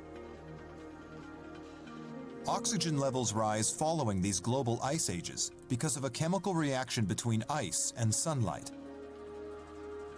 650 million years ago, there was no ozone to stop the sun's ultraviolet light hitting the Earth's icy surface. This UV light reacted with water vapor to form hydrogen peroxide. the hydrogen peroxide remained in the ice for millions of years. But when the ice melted, the hydrogen escaped, and the peroxide converted into water and oxygen. Oxygen reached the same level as we have today. At roughly the same time, the first complex animals appeared. More oxygen enabled life to become multicellular. A single cell can take up gases and oxygen from water. Oxygen fuses across the cell membrane into the cell. However, when several cells link together, it's harder for oxygen to diffuse from one cell to the next. The pressure of oxygen needs to be higher. You need to have a high enough pressure of oxygen to have a circulatory system bring the oxygen all around the body. After the last Snowball Earth, oxygen seems finally to have been high enough to support hundreds, thousands, millions of small, early animals on the seafloor. Oxygen turned out to be the linchpin of evolution. The ability to use oxygen enabled life to become dramatically more diverse. Oxygen gives us 20 times more energy, or more than 20 times more energy, than any other thing that we can breathe or that life can breathe. You can have bigger animals, you can have more active organisms, you can have plants that grow and transport liquids from roots to the leaves, and you can have birds energetic enough to fly. Without oxygen, we would all be slime. A frozen Earth may have given early life a push forward. But if the world were to freeze over again, we'd struggle to survive. We know it's happened several times before. The question is, could it happen again? One factor in our favor is the sun. Over the last 4.8 billion years, it has been getting more and more active as nuclear fusion generates more and more heat. The sun today is about 6% warmer than 650 million years ago. So in the short term, another deep freeze is unlikely. The sun is warmer today. That probably helps us out. But until scientists really understand what causes Snowball Earths, I don't think any of us know whether we're in danger or not of a recurrence. But there is one possibility that could result in another global freeze: a shift in the position of the continents. We know their arrangement influences the climate. If the majority of the continents were clustered on or near the equator, the Earth would be more likely to turn into a snowball. Cooling temperatures would cause ice to form in the open ocean of the poles,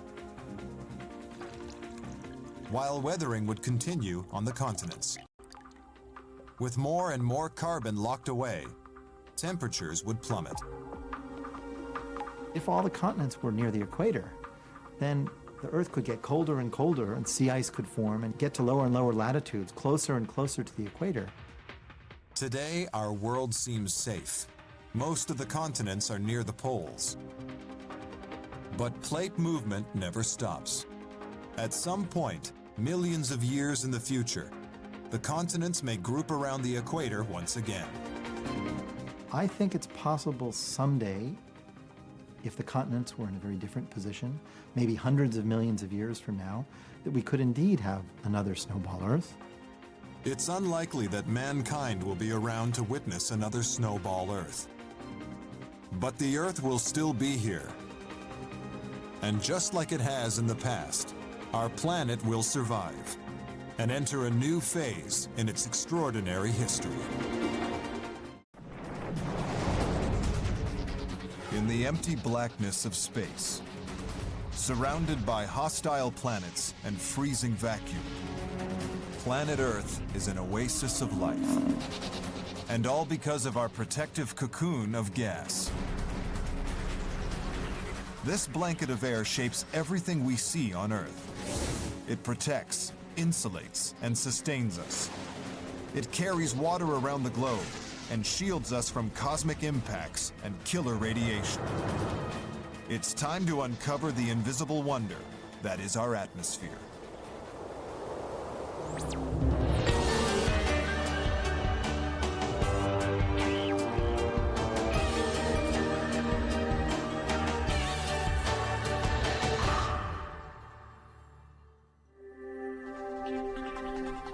Down here on the Earth, we rarely give much thought to our atmosphere.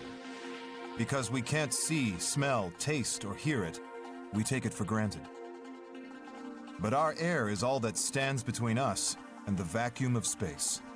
We've got this canopy that provides us a lot more than just an atmosphere to breathe in. It definitely shields us. The atmosphere is divided into 5 distinctive layers: the troposphere, stratosphere, mesosphere, thermosphere, and exosphere. Each layer is less dense than the one below, stretching miles above our heads. How far out it goes is depending on which scientist you talk to. Some say it ends at 300 miles, some say it extends out to Mars. We live in the layer closest to the ground. Here in the troposphere, the air is thickest and the pressure greatest. Our bodies are perfectly matched to these conditions. Our chemistry, our very nature, our metabolism is completely shaped by the atmosphere.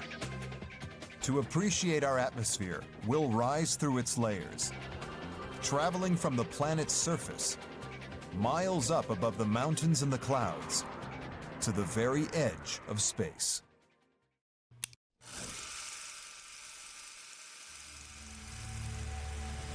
August 16th, 1960.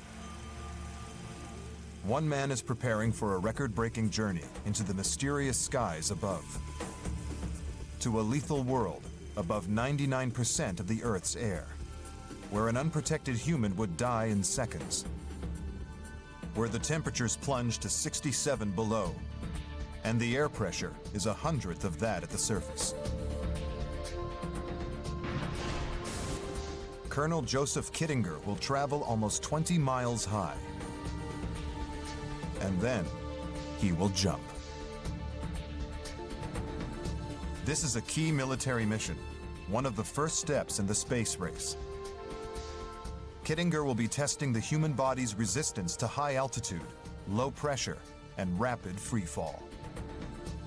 He will be trialing new technology he hopes will protect him.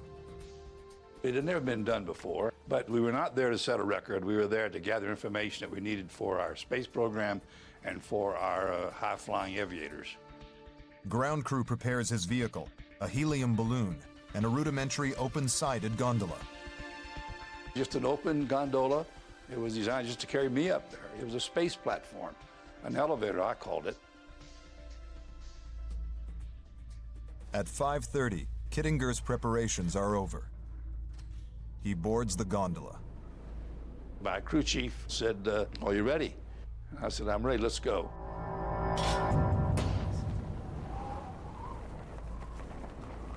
It was a very smooth takeoff, and I started ascending. Up, up, up.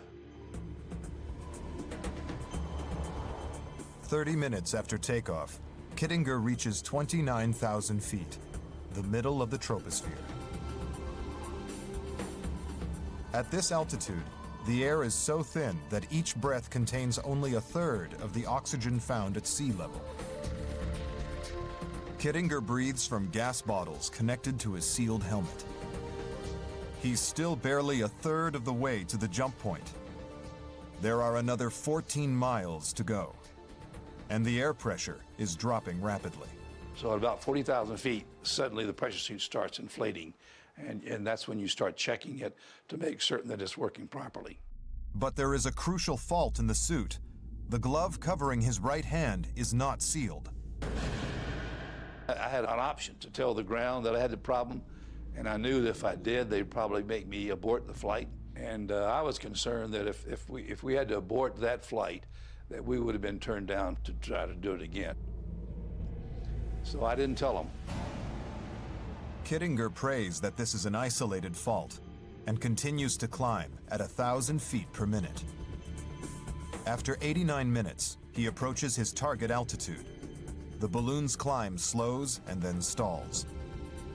Kittinger is in the mid-stratosphere, a record 102,800 feet high. And it is now time to make the long, swift, journey down.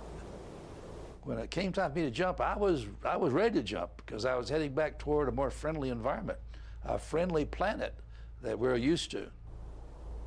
I had made this jump 1,000 times in my mind. I'd gone through every step 1,000 times. Well, just before I jumped, I said a silent prayer. I reached over and hit a button that started the cameras going. And then I just did a little hop off the step of the gondola.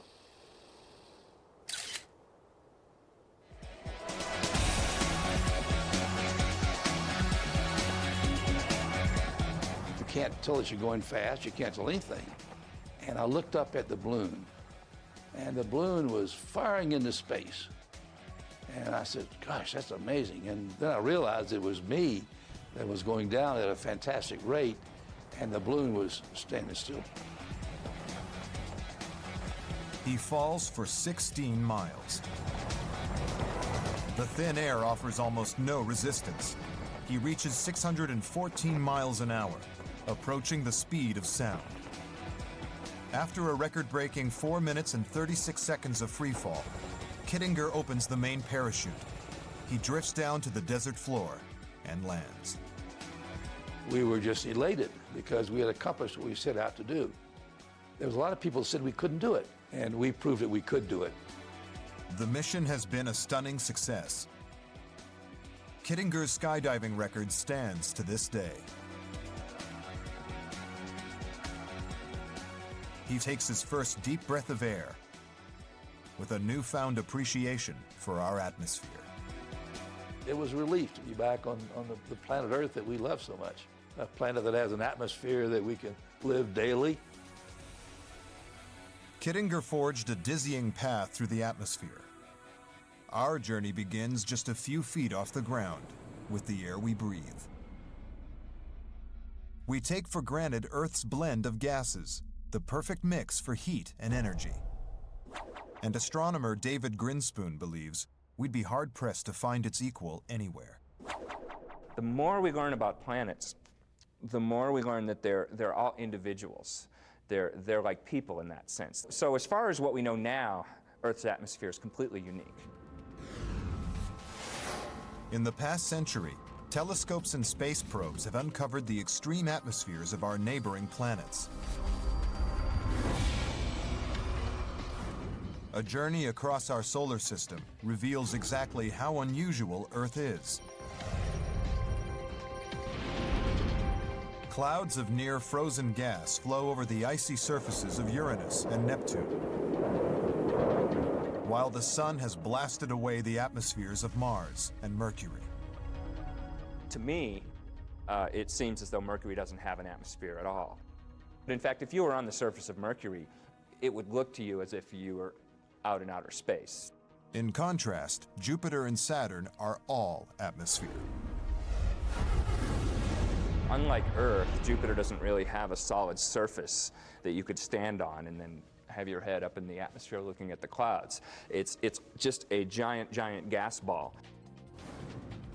Only one other planet shares the Earth's thick atmosphere and rocky surface: our near neighbor, Venus.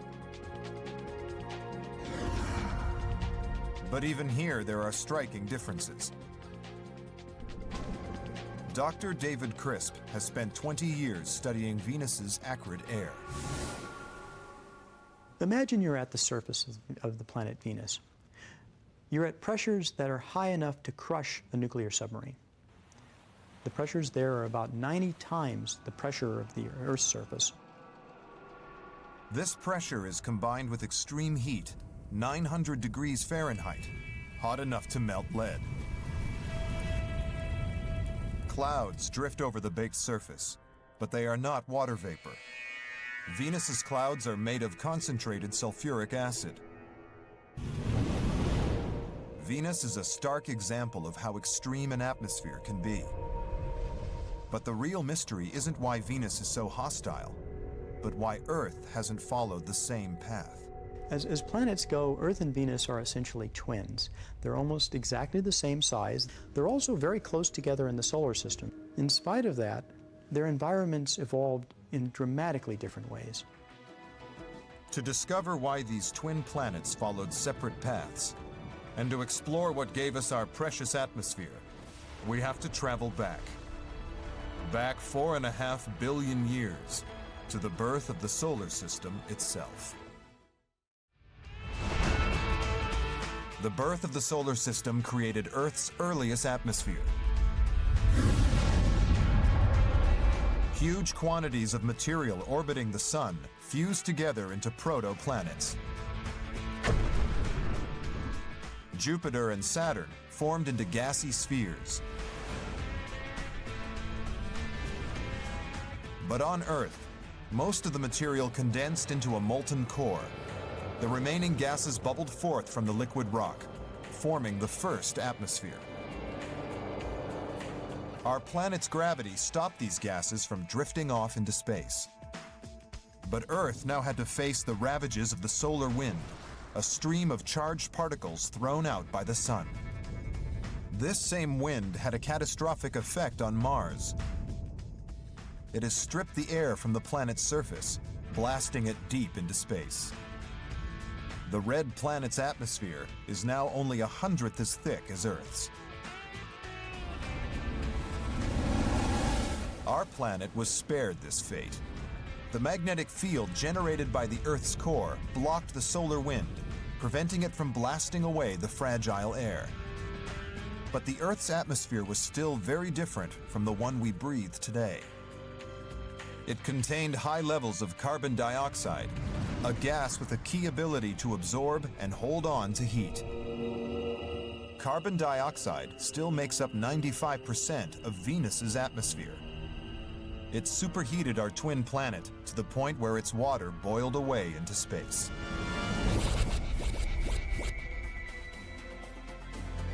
And yet, this didn't happen on Earth. David Crisp believes that was down to a chance event. If Earth kept all of its initial atmosphere, it probably would have turned out a lot more like Venus. But that didn't happen. We were the victims of a very lucky accident. Earth's big break came 4.5 billion years ago. Back then, the solar system wasn't limited to the 8 planets it has today. Instead, a swarm of protoplanets, or planetesimals, orbited the sun like bees around a honeypot. One Mars-sized body was heading straight for Earth.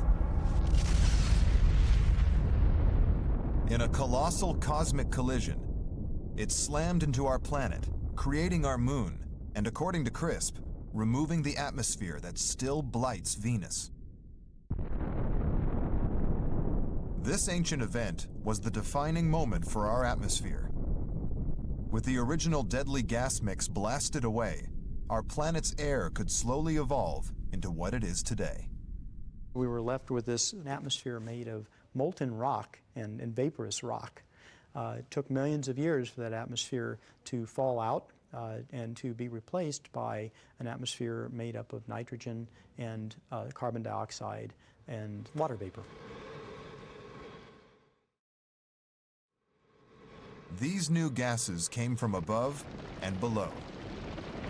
Volcanic eruptions spewed out fresh stalks of nitrogen and carbon dioxide from within the planet's molten core. While the vital element of water may have been delivered by icy comets, each impact bringing a new supply of frozen liquid. But the air still lacked one of its key ingredients. One of the things that was missing is free oxygen, molecular oxygen, O2, the stuff we breathe.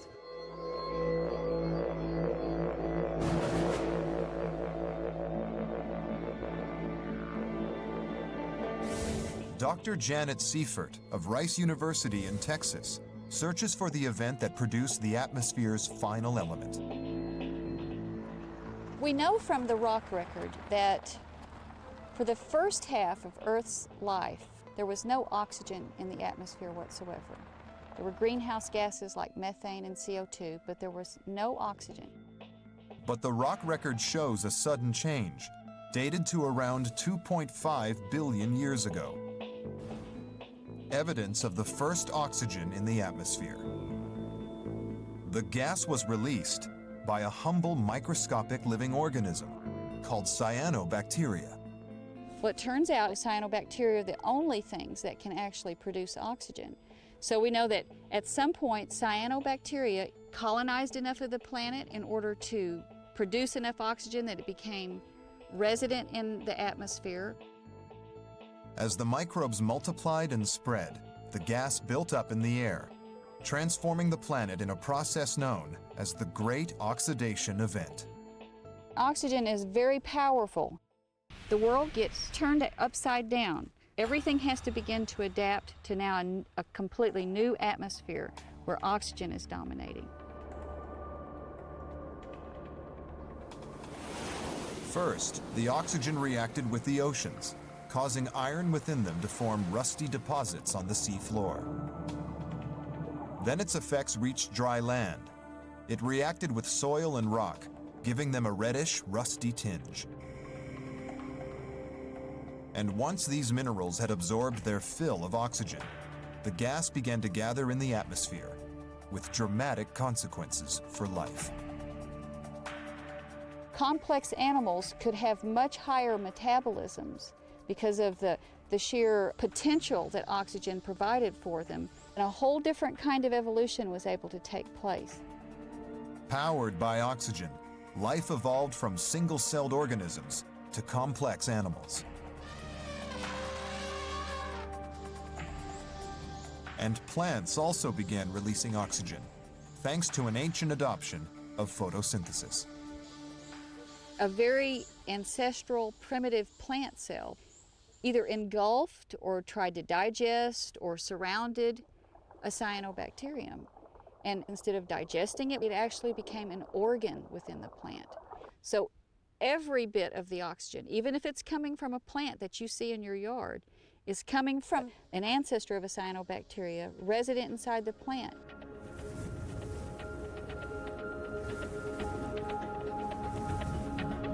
With the rise of oxygen, the air's unique blend of gases was complete. This air we breathe has changed planet Earth, molding its terrain and habitats.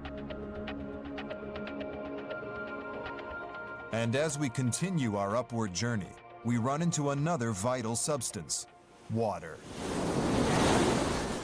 The turbulent movement of our atmosphere carries water vapor around the globe.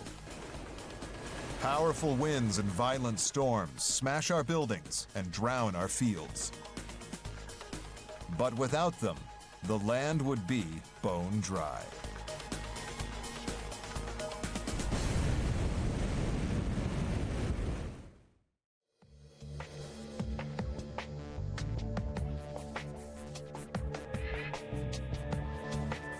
Our atmosphere is in constant motion.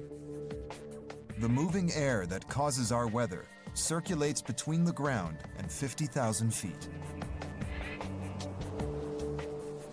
It is the sun that drives this movement. When solar energy reaches Earth, it heats the surface and atmosphere, but it does so unevenly. This temperature difference causes the air to move. Hot air near the equator expands and rises. Cold air at the poles becomes denser and sinks. NOAA's Marty Ralph can track its movement over the globe on the revolutionary Science on a Sphere simulator.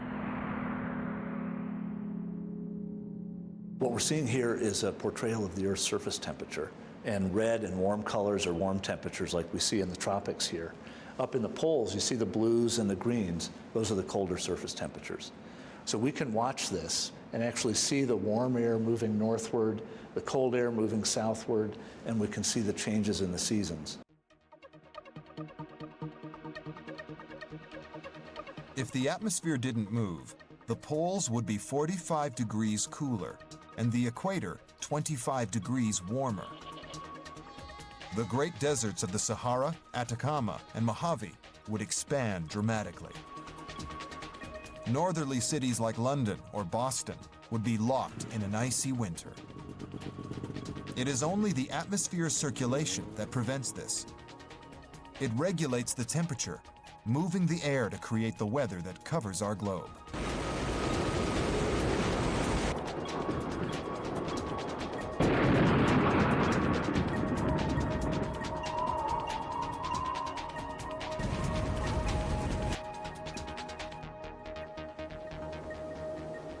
The planet's rotation twists the air as it flows, helping form the hurricanes that lash the coasts.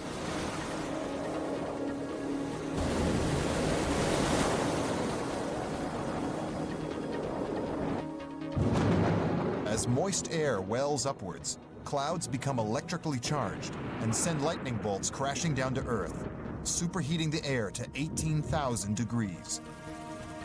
And as the air cools, water vapor condenses into clouds and rain. This water evaporates from the world's oceans. At any moment, 0.1% of the world's water is being carried in the air. But that tiny percentage adds up to almost 3,000 cubic miles of liquid. If the air didn't carry water, the land would be bone dry. Storms do a really important job for the atmosphere. They help reduce the difference in temperature between the poles and the equators. And in the process, they actually create the rain and snow that we depend on. One of the most powerful weather systems is a newly discovered set of water channels running through the air. Ralph's current research focuses on these mysterious rivers in the sky. One of the phenomena that really influences where the water is available for us are these regions where water vapor transport is focused. We've come to recognize that phenomena as an atmospheric river. Atmospheric rivers are narrow channels of hurricane-force winds that can stretch for thousands of miles. A single river can carry 3 times as much water as the entire Mississippi. They provide almost half the annual rainfall for parts of the American Pacific coast, but when they remain over one area for a day or more, they can produce violent flooding. Heavy winds, lots of water vapor, a storm track that's not moving fast, adds up to a big flood event. The rivers were only recently discovered because they form over the world's oceans.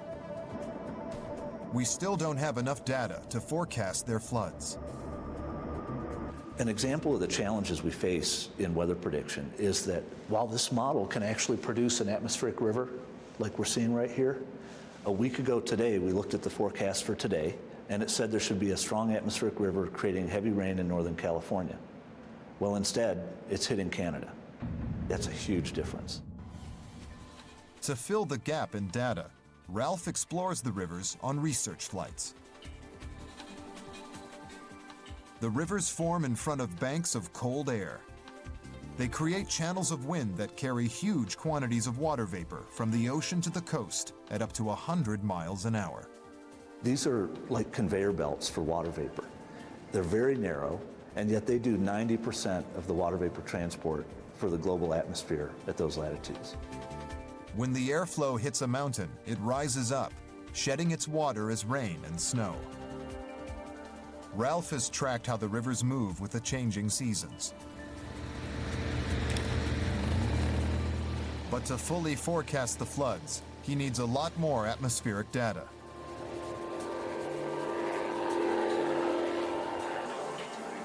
He believes robotic drone aircraft, developed for the military, could continually measure the air over the oceans, charting its temperature, winds, and humidity. And the flights could also track how the rivers are changing. We're starting to see evidence that the more intense atmospheric rivers might become more frequent in certain parts of the world, and that will contribute to increasing the frequency of flooding. The changes Ralph has identified are part of a wholesale shift in our climate and atmosphere. Deserts are expanding, while rainforests are drying out, all due to a change in the chemical makeup of the air. This blend has always been in flux. We alter the proportions with each breath we take. But our factories and homes, planes and cars, amplify the process. For over 2 centuries, we have been dramatically increasing the amount of warming carbon dioxide in the atmosphere. So far, the planet's natural air filters have pulled nearly 55% of it out of the air. The North Atlantic has absorbed a tremendous amount of carbon dioxide. But at the moment, it's almost completely saturated by carbon dioxide, so it's not absorbing very much more.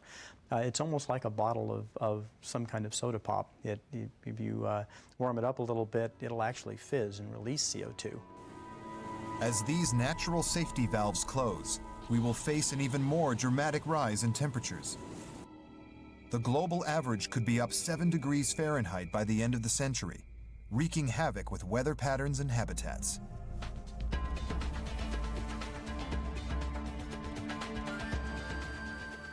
We can prevent climate change by preserving the air's delicate blend of gases, the unique mix that sets Earth apart. And our planet is also marked by how this blend sits above the surface in a distinct layered structure. As we rise above the clouds and winds of lower altitudes, we enter a completely new zone. A world of extreme temperatures and ever-thinning air. Air that would kill us in seconds, but which shields us from deadly radiation.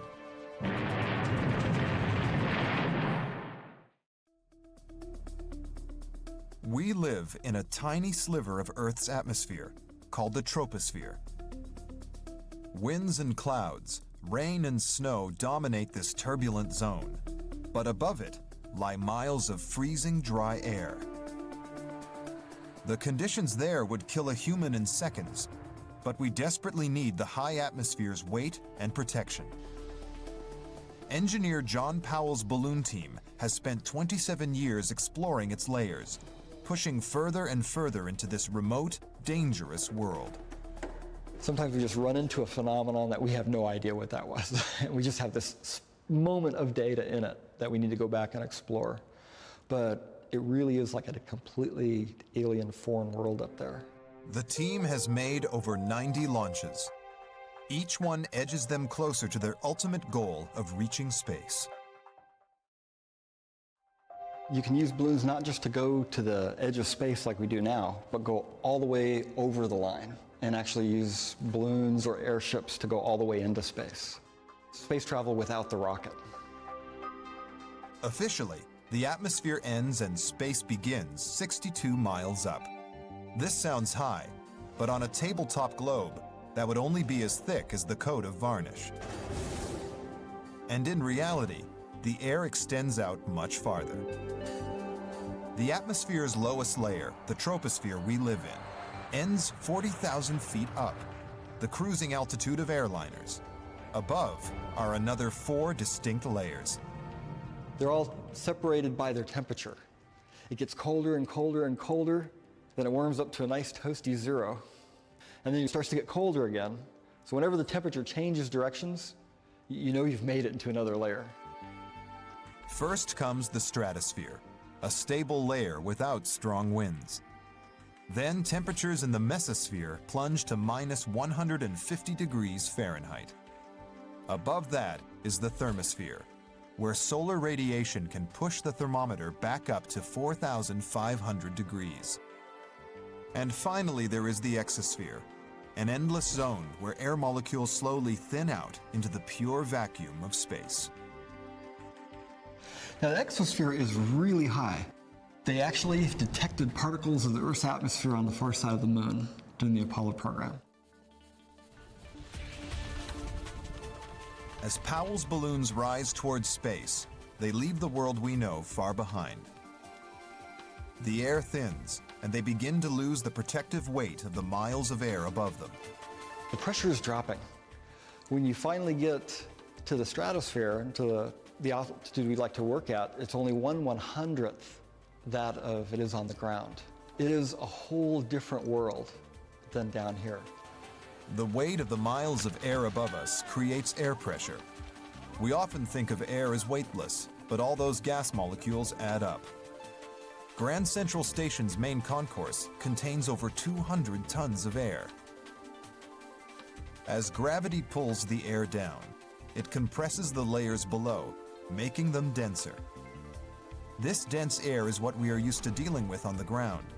Just a pint of it contains more than 8.5 billion trillion gas molecules. But higher up, around the balloon, there is less atmosphere pressing down from above. the air up here is thinner. It's like being under 1,000 blankets, and each blanket is a layer of the atmosphere. And we're being pushed under all of these blankets. Now, as you go higher, you're going up through the blankets, so it's pushing on you less, until you're at the top and above most of the blankets where you don't feel it at all. That thin air seems alien to us because our bodies and technology are so perfectly adapted to thicker air. We even need it to hear. The gas carries sound through air as pulsing waves of pressure. Sound is just a wave, like a water wave in a pond. But if you take away the water, there's nothing for the wave to go across. And as the atmosphere gets thinner and thinner, it supports that wave less and less and less. Finally, in the vacuum of space, there is nothing to carry the wave. And even the largest explosion is silent.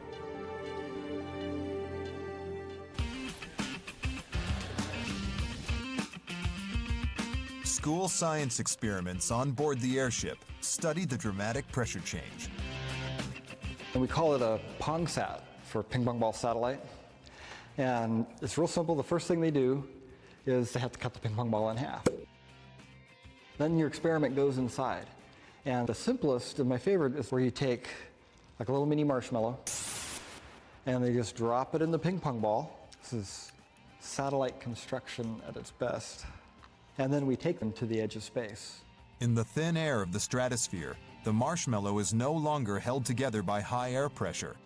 Air bubbles inside it expand, causing the spongy candy to bloat outwards and burst open the PONGSAT. Just as the thin air is dangerous for marshmallows, it can also affect flesh and blood. Contrary to popular belief, your blood won't boil. It's held in by your blood vessels. But any exposed flesh will swell out like the marshmallow. And at around 26,000 feet, the air is too thin to breathe. There just aren't enough molecules in every lungful of air. And starved of oxygen, your brain will begin to shut down. You know, the extreme cold would get you, but the lack of pressure would get you first.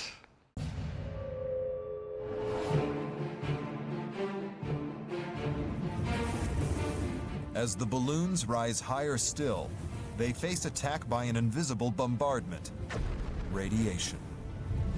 Every day the sun radiates a titanic amount of energy, some of it in the form of high-energy ultraviolet rays. These rays pack a powerful punch, and in the high atmosphere, they attack the structure of Powell's balloons.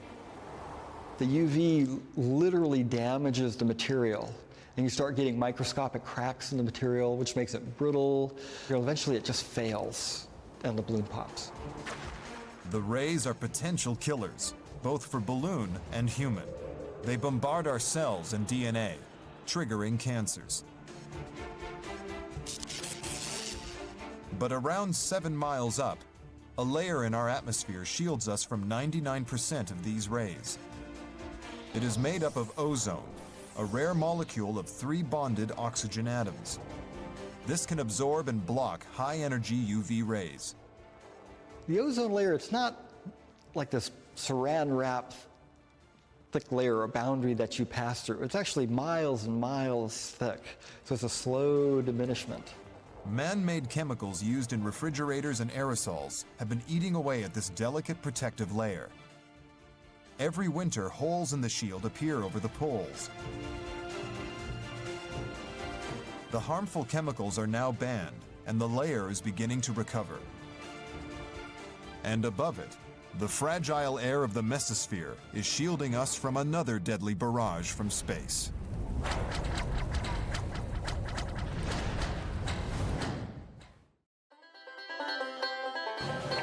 In East Texas, Jeff Notkin and Steve Arnold are searching for the remains of cosmic missiles that have been shattered by our atmosphere. Fragments rarer than diamonds and worth their weight in gold. Meteorites. These two professional hunters seek out space rocks buried in the fields and prairies. This search for meteorites allows me the chance to touch a little bit of what's from out there, bits of the cosmos that have found their way to us. The hunt has taken Steve and Jeff from Siberia clear down to Chile, and some of their finds have been spectacular. The largest meteorite I found was 1,430 pounds. It was a large stony iron meteorite from up in Kansas. We didn't realize it was that big of a deal. The media kind of picked it up and ran with it. He's very modest. It's not only Steve's greatest find, it's one of the greatest finds ever made in meteorites. The massive space rock has been valued at up to a cool $1 million. But this is a rare find because most meteorites simply don't survive a brush with Earth's atmosphere. Most of them don't make it to the surface. The atmosphere is our friend in the sense that it protects us from these rocks from space, but for meteorite hunters it's also not our greatest ally because it burns up a lot of what we're looking for. Steve and Jeff search for remaining fragments using a custom-built metal detector rig. Meteorites will have iron in them, and it's ferrous, and so not only will a magnet attract to it, but also a metal detector will be able to pick it up. Every year, over 18,000 meteorites lock onto a collision course with Earth.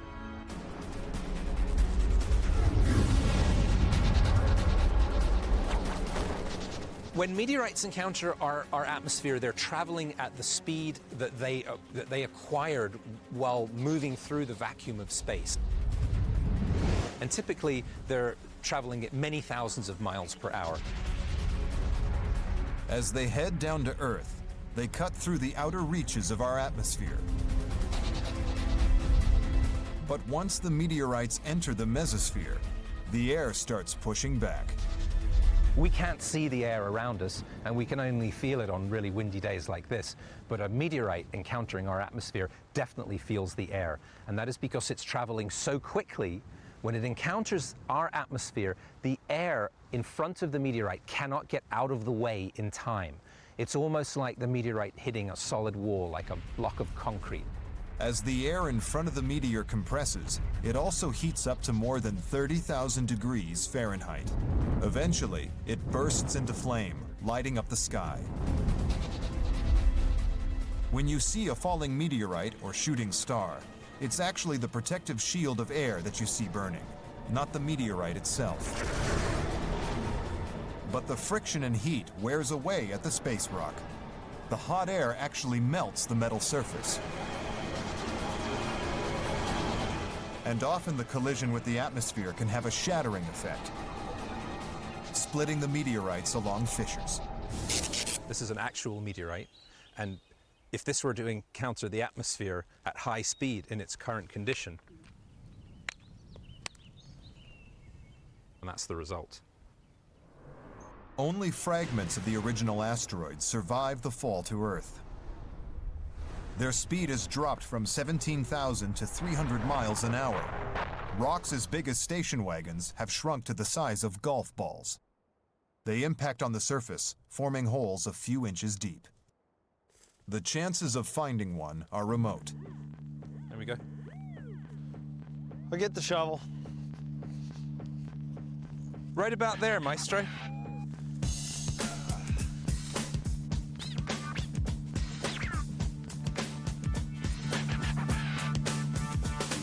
It looks promising, but this time the guys are out of luck.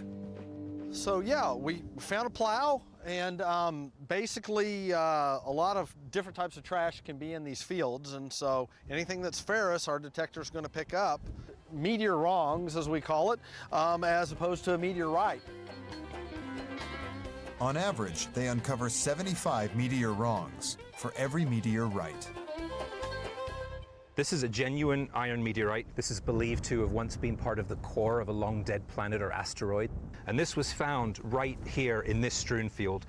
These remarkable little shapes, indentations on the surface, are called thumbprints, or scientifically, regmaglyphs. And that's a feature that's unique to meteorites. And these little markings are caused by the surface actually melting as it flew through the atmosphere. We don't find regmaglyphs on Earth rocks. The air is constantly at work, making meteorites rare and valuable. The chances of meteorites surviving their journey through the atmosphere and being found are minuscule. If it wasn't for our atmosphere, we would have little particles raining down on us all the time, and some of them not so little. The mesosphere's barrier of thin air is the final gift from our atmosphere, adding to the oxygen we breathe, water we drink, and pressure we feel. But as we cross into the layers above, we leave life far behind.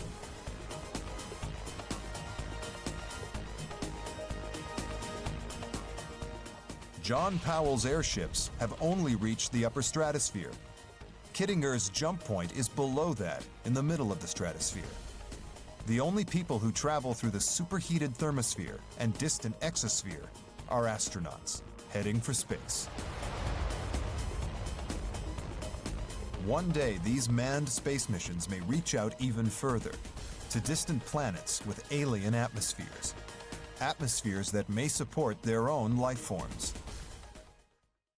Elsewhere in our universe, on distant planets, alien air may support extraterrestrial life. Joel Hagen has spent 20 years imagining how those atmospheres could have affected their inhabitants. That's where some of the real creative joy comes from, is trying to think about everything that has happened here and then take yourself one notch beyond it and imagine, what haven't I seen yet? And then try to visualize that. One of the possibilities that intrigues Hagen is life on a gas giant planet. This is an environment so completely alien to what we're used to. Even a planet like Jupiter, for instance, has no solid surface, just a gradual transition of densities of gases.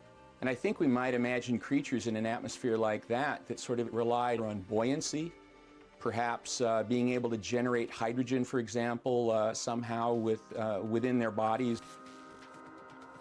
These creatures would be like hydrogen-filled blimps, lighter than the air, able to float amongst the gas clouds.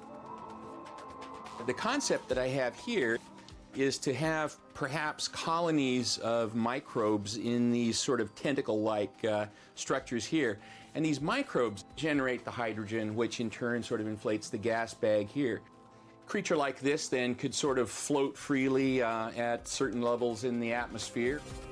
On other planets, with denser atmospheres, larger, more complex creatures could take to the skies. The thicker air would support them aloft, allowing bulky reptiles to glide and fly.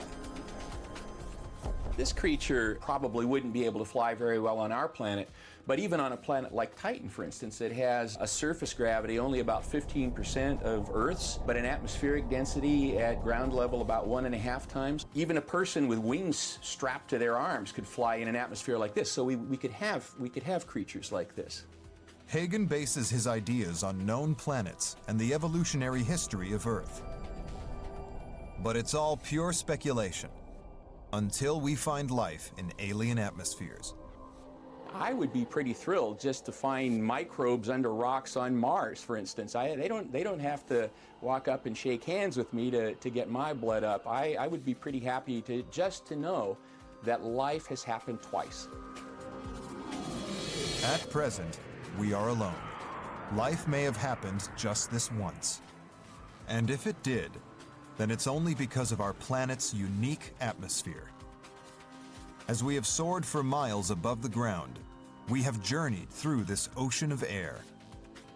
The air which shields us, supports us, and sustains us with every breath. 3.5 billion miles from Earth lies one of the most captivating objects in our solar system. It's a tiny, icy world with the strangest atmosphere ever studied. It may have giant geysers, underground oceans. There's even a small chance it has primitive life. It's changing the way we look at Earth and our solar system. This is the former planet known as Pluto.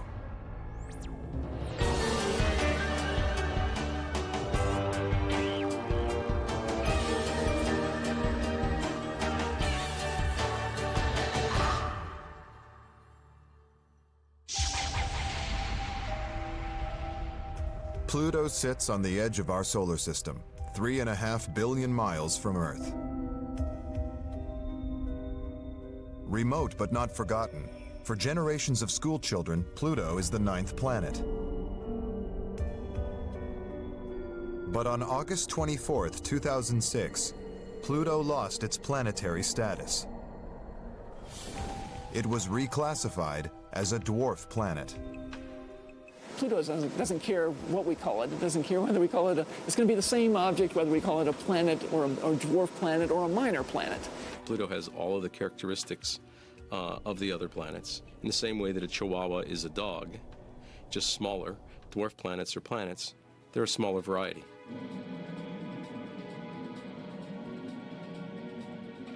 Pluto sits on an exciting new frontier of space exploration. A state-of-the-art spacecraft is heading towards it at around 1 million miles a day.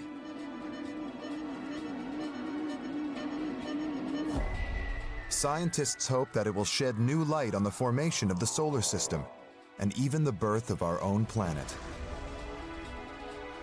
Every time we take a spacecraft and go by a new body, it turns into an entire world that is filled with fascinating phenomena that we would have never understood before.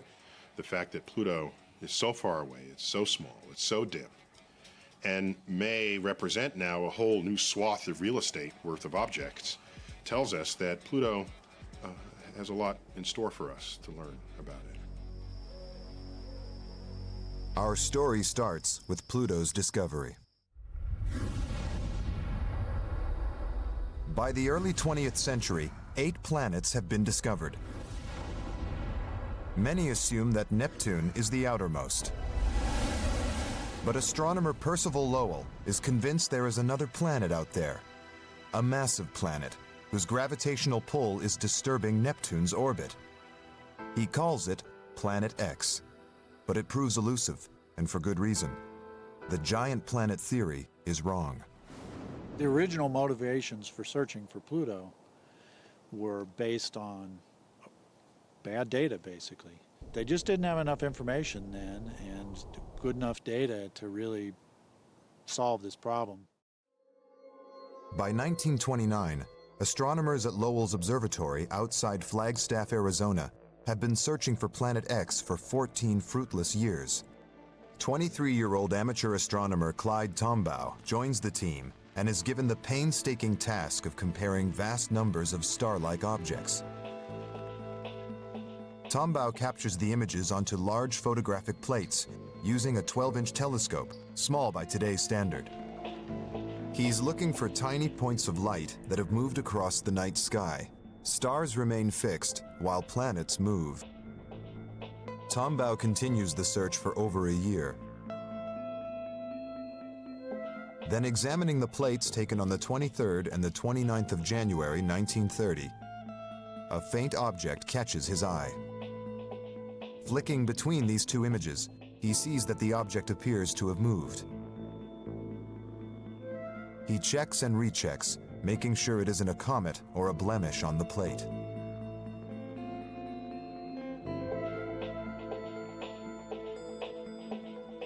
It seems the young astronomer has discovered the astronomical Holy Grail, Planet X. He also was extremely lucky to be looking at the right part of the sky at the right time. And of course, he had very keen eyes and skillfully able to pick out that small object as it moved across the sky. Even though the giant planet theory turned out to be wrong, Tombaugh still found a planet. The new discovery is headline news. The planet is named Pluto, after the Greek god of the underworld. Based on their original miscalculation, they believe Pluto is bigger than Earth. Pluto officially becomes the solar system's 9th planet. Today, over 70 years later, Pluto is still pushing Lowell's modern telescopes and leading astronomers like Mark Buey to the very limit of their abilities. Even with modern day tools, it's a difficult job to find these objects, and you have to look at a lot of sky, a lot of data, use the computers, use all these tools, and we work down at the very limits of what our data and our telescopes can do. For decades, even the most basic questions about Pluto remain shrouded in mystery.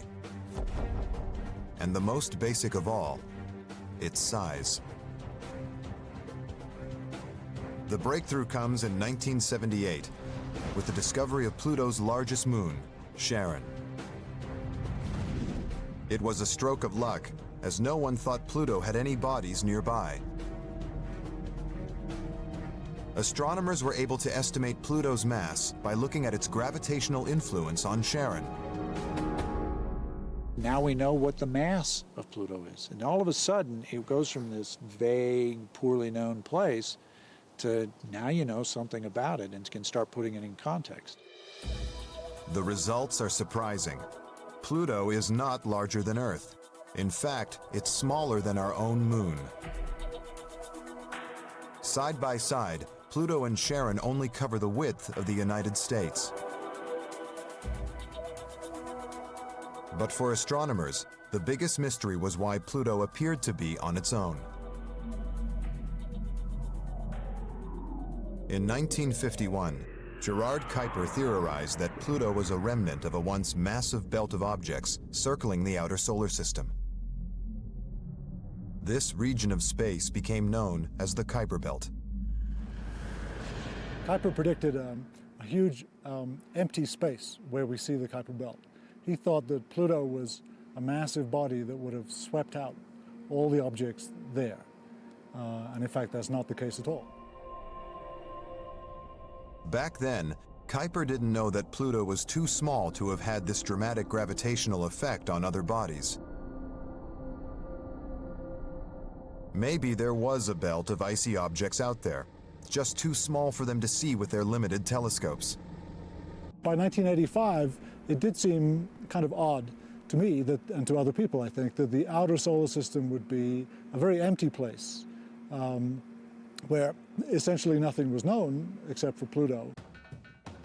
Mauna Kea, Hawaii. In 1988, Professor David Jewett of the University of Hawaii's Institute for Astronomy begins a dedicated hunt for another object beyond Neptune. Despite harnessing the latest digital technology, the task of looking for a tiny asteroid-sized object at the far reaches of the solar system is a daunting one.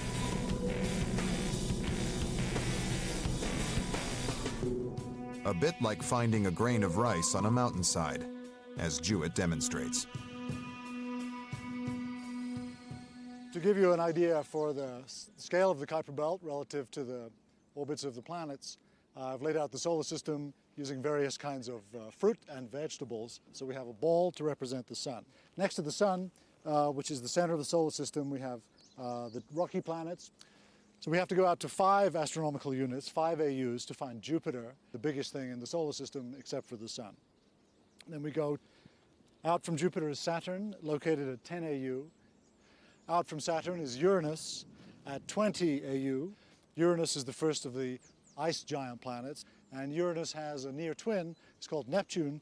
Neptune is over here at 30 AU. And then just beyond Neptune comes the famous Pluto, represented here by a tasty macadamia nut.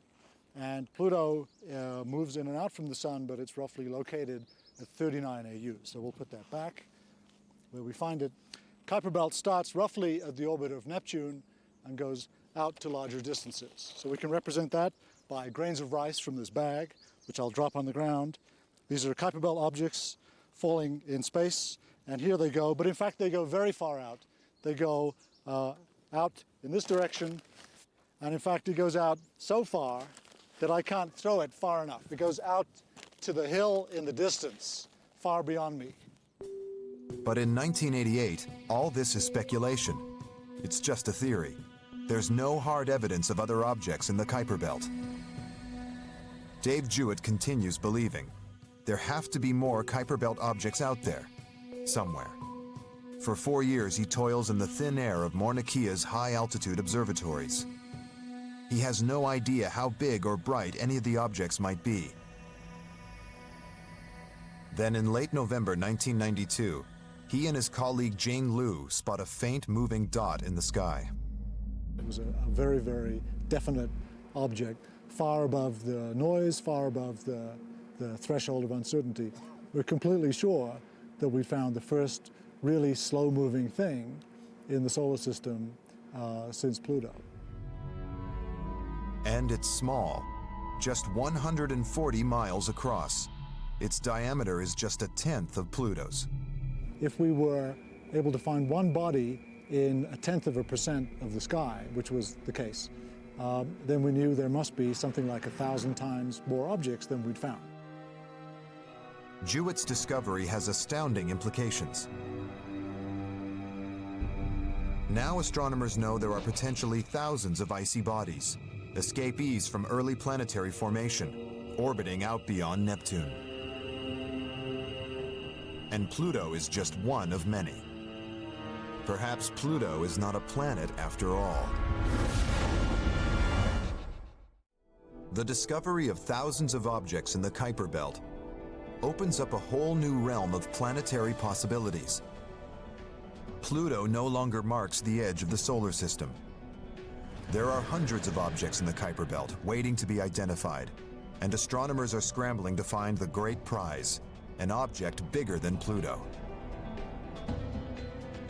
In 1998, Professor Mike Brown at the California Institute of Technology joins the hunt.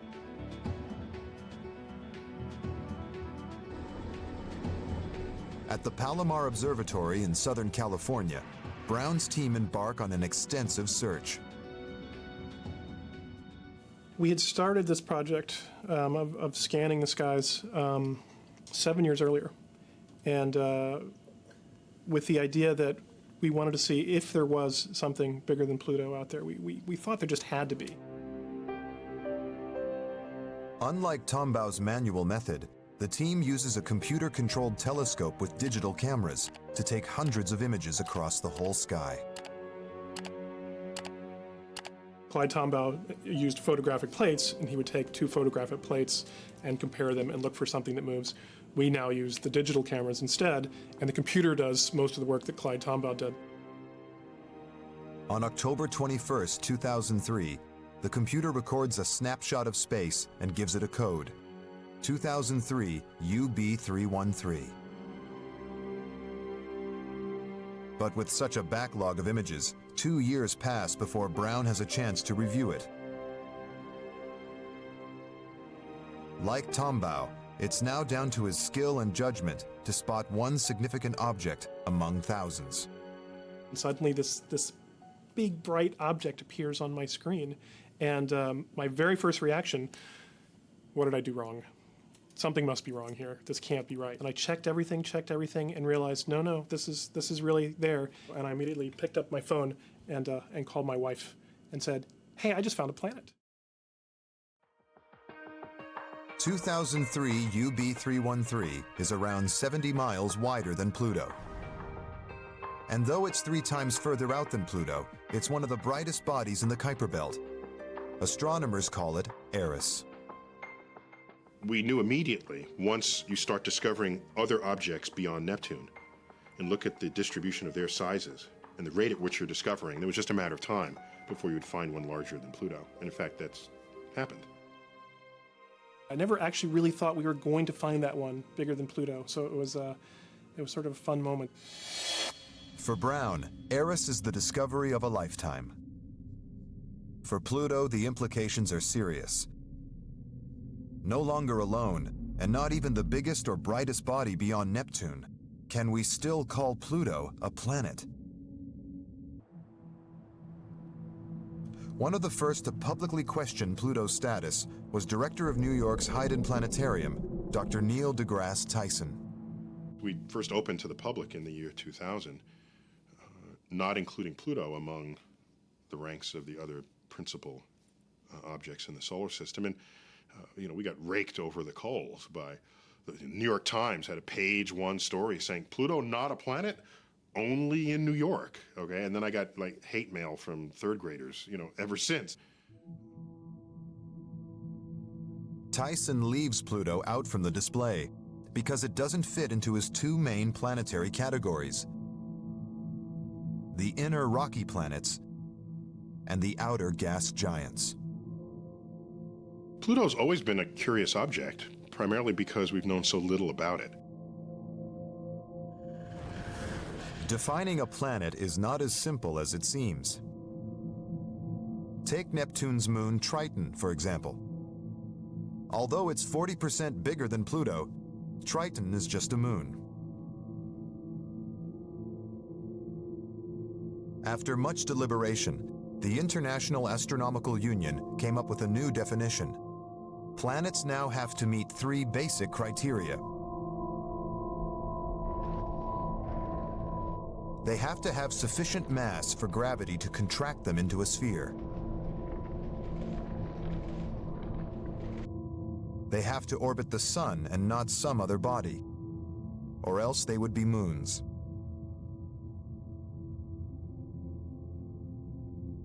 And lastly, they have to clear the material around their orbit. Unfortunately, Pluto fails to meet one of the criteria. It does not clear the neighborhood around its orbit. On August 24, 2006, Pluto is reclassified as a dwarf planet. The word planet hasn't been defined since ancient Greece. Back then there were 7 planets: Mercury, Venus, Mars, Jupiter, Saturn, the Sun, and the Moon. And it was never redefined to accommodate our new understanding of the solar system. Pluto may have lost its planetary status, but it hasn't lost its intrigue. The more scientists learn about Pluto, the stranger its story becomes. Unlike all the other planets, Pluto's surface is covered with exotic ices, such as frozen nitrogen and methane. There are at least 3 moons orbiting Pluto, a planet 2,000 times less massive than Earth. And Pluto's eccentric orbit is more like a comet's. For almost 60 years, it was also impossible to tell whether Pluto had an atmosphere. And when scientists finally get a chance to look, they discover something remarkable. Pluto's atmosphere is unique in the solar system. It's causing the planet to shrink. Pluto, once an isolated planet, the 9th in our solar system. Now stripped of its planetary status, Pluto is just one of thousands of icy bodies in the solar system's furthest reaches. It might not be alone. It might not be a planet anymore, but Pluto is still intriguing. And as scientists unlock the mysteries of Pluto, they're discovering a world full of puzzles and surprises. Astronomers figured out that Pluto was cold and that its surface was encased by ices, but for 58 years, they couldn't tell whether it had an atmosphere. No telescope on Earth was powerful enough to confirm this basic phenomenon on an object 3.5 billion miles away. Even using the most powerful telescope available to astronomers, the Hubble Space Telescope, which is a fantastic instrument, Pluto just looks like a barely resolved, very pixelated object. We just can't see much detail. On June 9, 1988, NASA's Kuiper Airborne Observatory takes to the skies. Astronomers board this specially equipped high-altitude plane on a journey to the Earth's stratosphere. Their mission is to search for evidence of an atmosphere on Pluto by observing a strange celestial phenomenon. The only way to identify an atmosphere on a remote body like Pluto is to observe it during a type of eclipse known as an occultation. When a celestial object, like a moon or a small planet, passes in front of a star, starlight is sharply cut off if there is no atmosphere present. But if the body does have an atmosphere, the starlight behind it gradually dims as the body passes in front. On board the plane, high-powered telescopic instruments record the critical moment.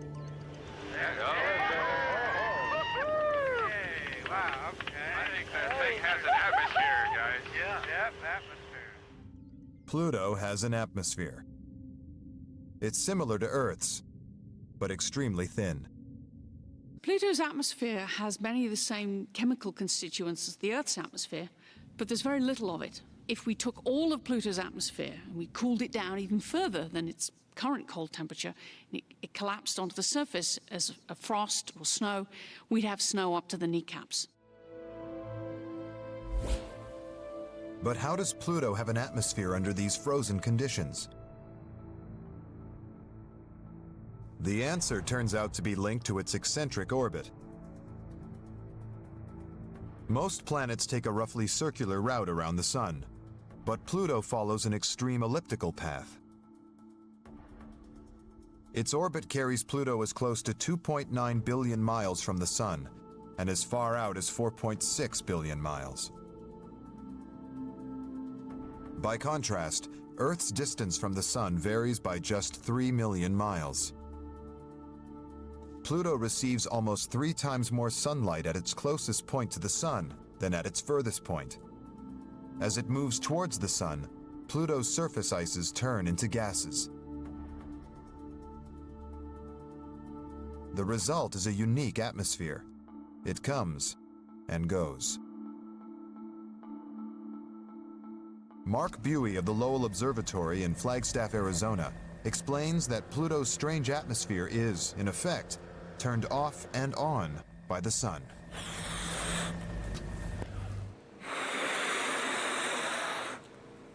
This is a little bit like what the atmosphere of Pluto might be like when Pluto is closest to the Sun. And then as the Sun goes away from Pluto, this is what happens. We're going to stick this balloon into this really cold liquid, and the balloon starts to collapse and shrink and get smaller and smaller and smaller as the pressure of the gas inside goes away. And hold it here long enough, and now I have a totally collapsed balloon. Now you'll notice as I pull it back out, it's starting to warm up again. There's actually liquid air inside there. And the gas starts to expand and swell up. And this is kind of what happens with Pluto's atmosphere, we think. Over the course of its year, at perihelion, or when it's closest to the Sun, you have this big atmosphere. And then when it gets furthest away from the Sun, the atmosphere shrinks and could maybe even disappear entirely. No other known body has such a radically fluctuating atmosphere. And the more scientists study it, the stranger it becomes. Fran Bagenal, professor of astrophysical and planetary sciences at the University of Colorado, thinks that Pluto looks like a comet because it has an atmosphere that leaks into space. Pluto's gravity is so weak that its atmosphere stretches hundreds of miles above the surface. Similarities with the comet are that the weak gravity of Pluto allow the atmospheric gases to escape. And so, as Pluto gets closer to the Sun, you have greater evaporation and more material escapes. Indeed, it looks very much like a comet in that respect. When a comet travels towards the Sun's heat starts to affect its icy surface. Ices turn into gases and are blasted away, giving the comet its distinctive tail of ionized gas and dust. Although Pluto doesn't release dust like a comet, it does leak up to 1/2 ton of atmospheric gases every second. And this leads scientists to a startling conclusion. Pluto must be shrinking. Each time it heats up, it gets a little smaller. During our solar system's lifetime, as much as 18 miles of Pluto's terrain may have been lost to space. And so as a result of this, we expect there to be a considerable variation in the surface, hills and valleys that have evolved over the age of the planet. Hidden for decades, Pluto's strange surface is obscured to even the most powerful telescopes. But there is a special type of device that can bring it into focus.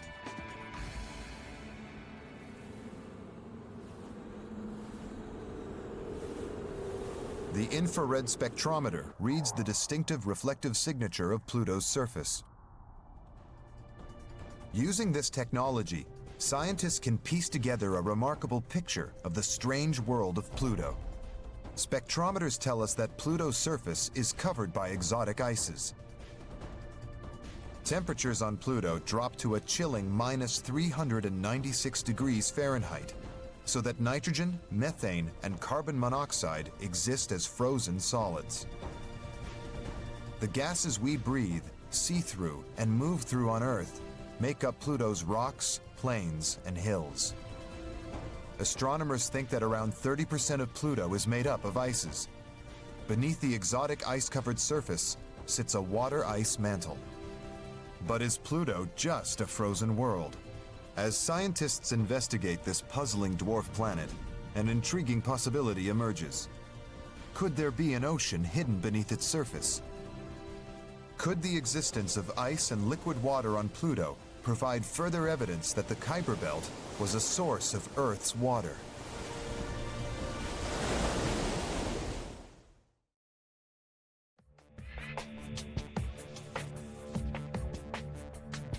Scientists believe that Pluto-like worlds may have played a fundamental role in bringing water, the vital ingredient for life, to Earth.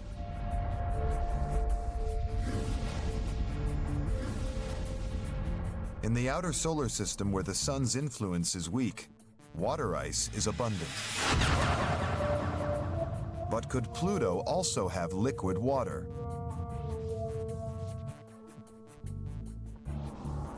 Professor Bill McKinnon of the Washington University in St. Louis thinks so. He believes that beneath Pluto's frozen surface, there could be an ocean. McKinnon believes that water on Pluto could exist in liquid form due to the presence of ammonia, which acts like antifreeze. If he's right, water could remain liquid at temperatures far lower than those of the Antarctic. Bodies like Pluto can actually have oceans. Not oceans on the surface like on the Earth, but oceans down below. And I have basically Pluto right here in this glass, and I can add the water and something like ammonia that would be inside Pluto. Add ammonia to water, and the freezing point plummets to nearly minus 142 degrees Fahrenheit. And to make it look more oceany, although we have no idea what the color of Pluto's ocean would be, we'll add some food coloring. Now out there in space, you're a long way from the sun, so it's cold. And so the top will freeze, like on a lake or in the Arctic, and you'll actually start freezing from the top down, and you'll make a thicker and thicker layer of ice, and I'll start it off by adding some ice at the top, which will float. And then, because we can't actually go into deep space, we'll put it in the freezer.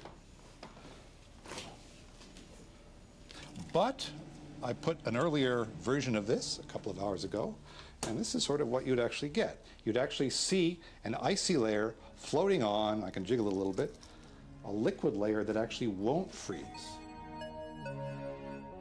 After 2 hours in the freezer, the ammonia keeps the water liquid.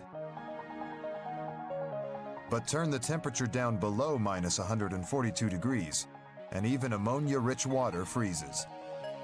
On Pluto, surface temperatures are a mind-numbing minus 390 degrees Fahrenheit. At temperatures this low, every drop of water should freeze. So for water to remain liquid under the surface, there must be another force at play. A force that scientists believe lies deep inside Pluto's inner rocky core. Here there may be radioactive substances which generate heat as they decay. This heat could raise Pluto's subsurface temperatures to the critical level where ammonia-rich water can exist. It's a tantalizing theory. Because whether in liquid or frozen form, the presence of water on Pluto and its Kuiper Belt neighbors could hold the key to one of our planet's greatest mysteries: the origin of its oceans. One popular theory suggests that comets, which are rich in water ice, may have delivered water to Earth. But Dave Jewett thinks comets may not be the only source of Earth's oceans. Jewett believes Pluto-like bodies in the Kuiper Belt may also have played a part. It would take roughly 1 billion average-sized comets to deliver Earth's water, or one single ice ball 600 miles across. No comet this large has ever been discovered. But in the Kuiper Belt, there are between 50 to 100,000 ice-rich objects larger than 60 miles in diameter, and dozens at least 600 miles across. At the dawn of the solar system, astronomers estimate that the Kuiper Belt was around 100 times more massive than it is today. Sometime in the past 4 billion years, the Kuiper Belt has shrunk. Several tens of Earth masses, even up to 100 Earth masses of stuff, originally was present in the Kuiper Belt and then was lost by some process that remains mysterious. Could this loss coincide with the creation of oceans on Earth? This is Neptune, the 8th planet and the Kuiper Belt's closest gas giant. Computer simulations show Neptune's huge gravitational field may have dislodged Kuiper Belt objects, sending them spiraling toward the Sun. Parts of them may have collided with Earth. We know there was a period of time when there was just stuff slamming in all over the place. And that had to hit the Earth too. It's possible, entirely possible, that those objects were Kuiper Belt objects, which are full of ice and water. Most of the water is hanging out in the outer solar system, and all the rocks are in the inner solar system, but maybe by these stirring events, you can kind of bring these two areas together. If the theory is correct, objects like Pluto in the Kuiper Belt played a part in delivering Earth's water, vital to all life as we know it.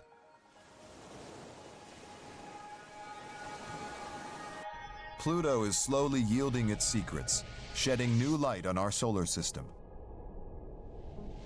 But incredibly, almost 80 years after its discovery, we still don't really know what Pluto looks like. Despite powerful modern telescopes, there are no detailed images of Pluto. These, taken in 1994, are the clearest to date. They were captured by Hubble, the space telescope that escapes the distorting interference of Earth's atmosphere. The largest point of light in the center is Pluto. Its largest moon, Charon, is next to it. To construct a global map of Pluto's surface, Mark Buey turns to Hubble's infrared images. Each one of these images represents one picture taken with the Hubble Space Telescope. You stitch all those pictures together into a uniform map, which then I can manipulate and make it look like a globe. This composite globe shows a reddish surface with patches of light and dark, evidence that Pluto has a varied landscape. At the solar system's outer limits, beyond the reach of even the most powerful telescope, Pluto remains shrouded in mystery, but not for much longer. You either need a bigger telescope or you gotta go there. And so, we're going there. Right now, a sophisticated spacecraft is racing towards Pluto at around 1 million miles a day. It's ETA 2015.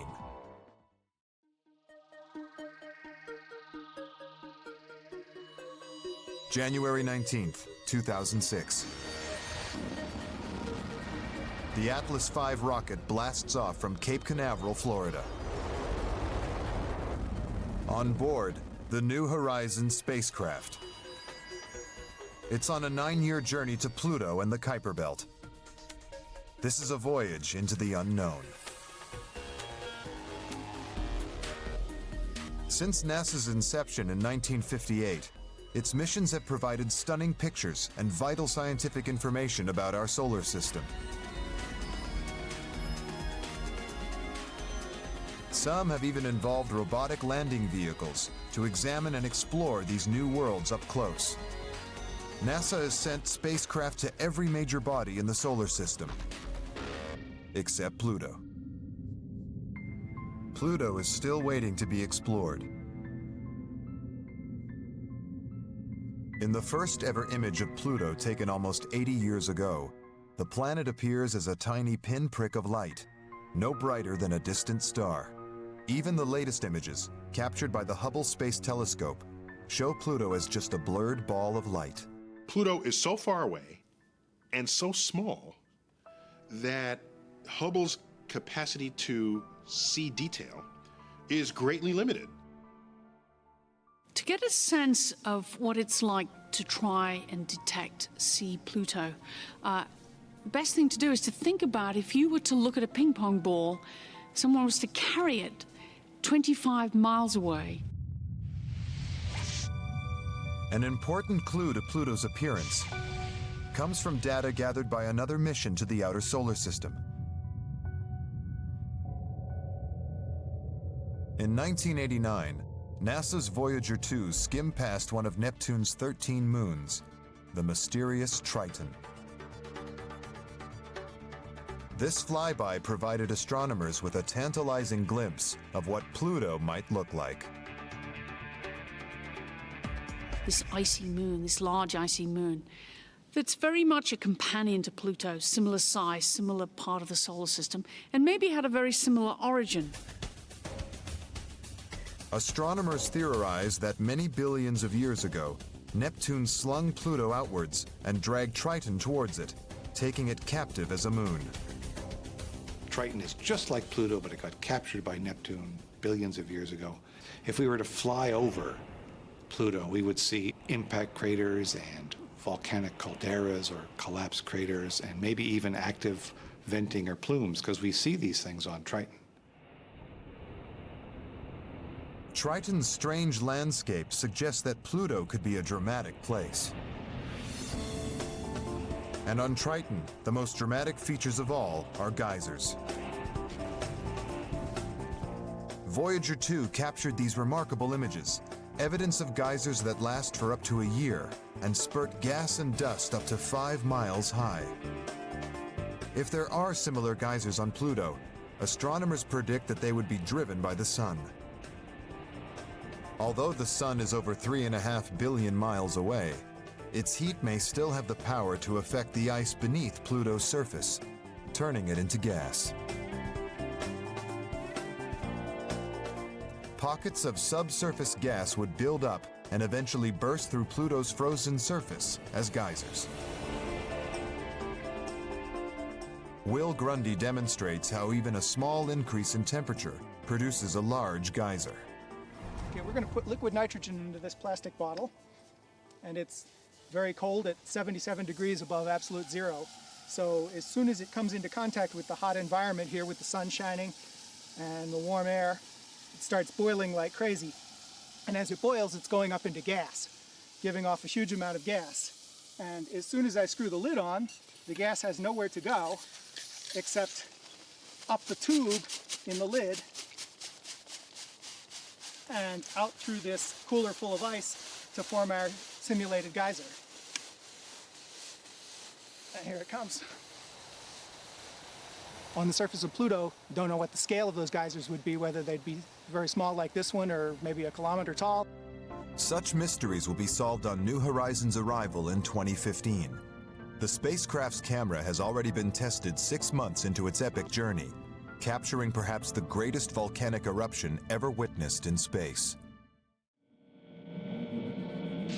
76 years after Pluto's discovery, and after 17 years of research and development, NASA's New Horizons spacecraft sets out for Pluto. Traveling at around 1 million miles a day, it's on a 9-year, $700 million journey to reach Pluto and reveal its secrets. New Horizons chief scientist is Hal Weaver. Yeah, where we are right now is mission control for the New Horizons mission to Pluto. This is where we watch all of the activities that are occurring on the New Horizons mission.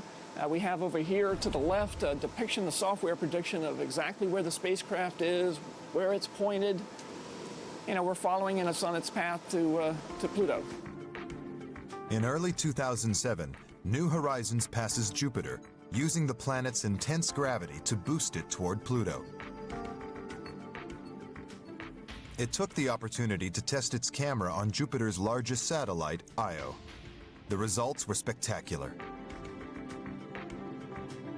This footage, captured by New Horizons' long-range reconnaissance imager, shows the actual eruption of a volcano on Io's surface.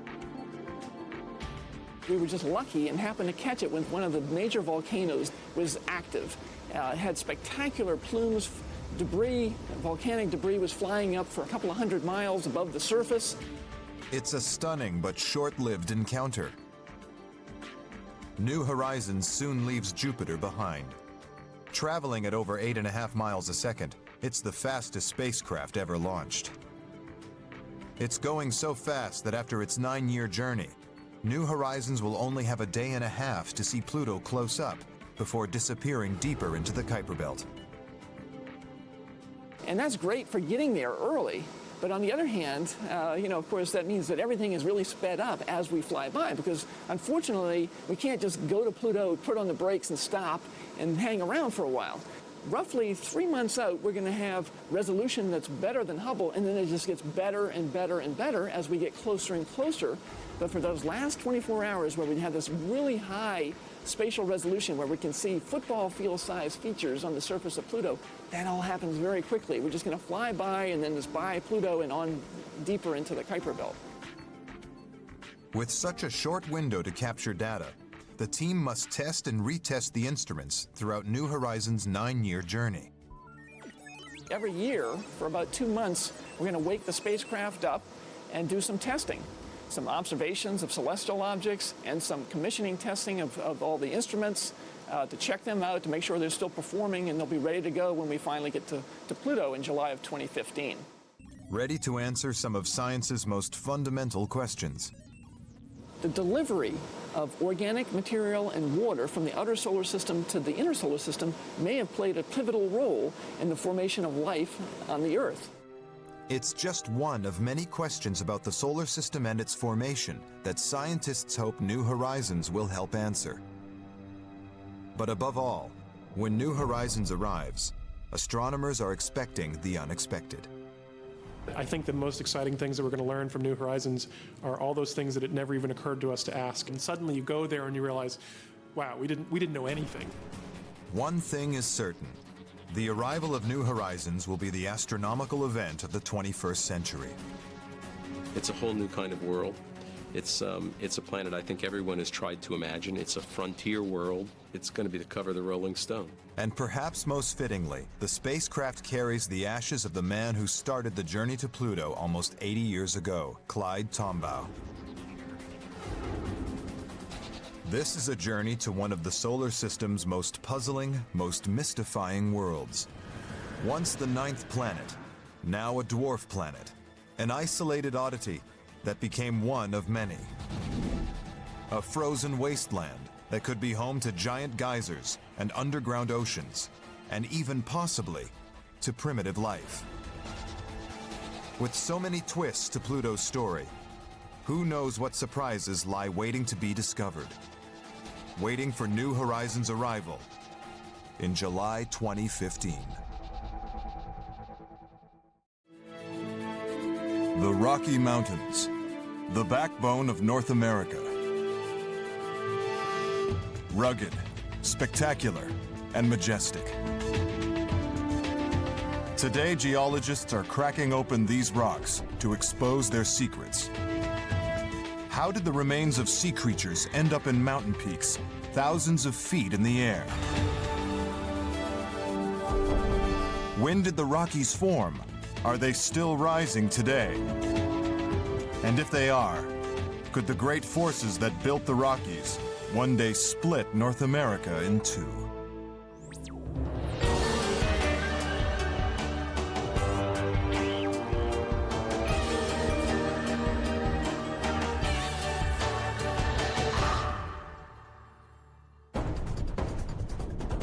The Rockies, one of the greatest mountain chains on Earth.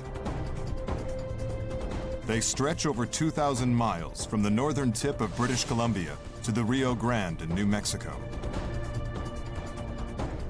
Up to 300 miles wide, they form the Continental Divide, the Great Barrier between East and West.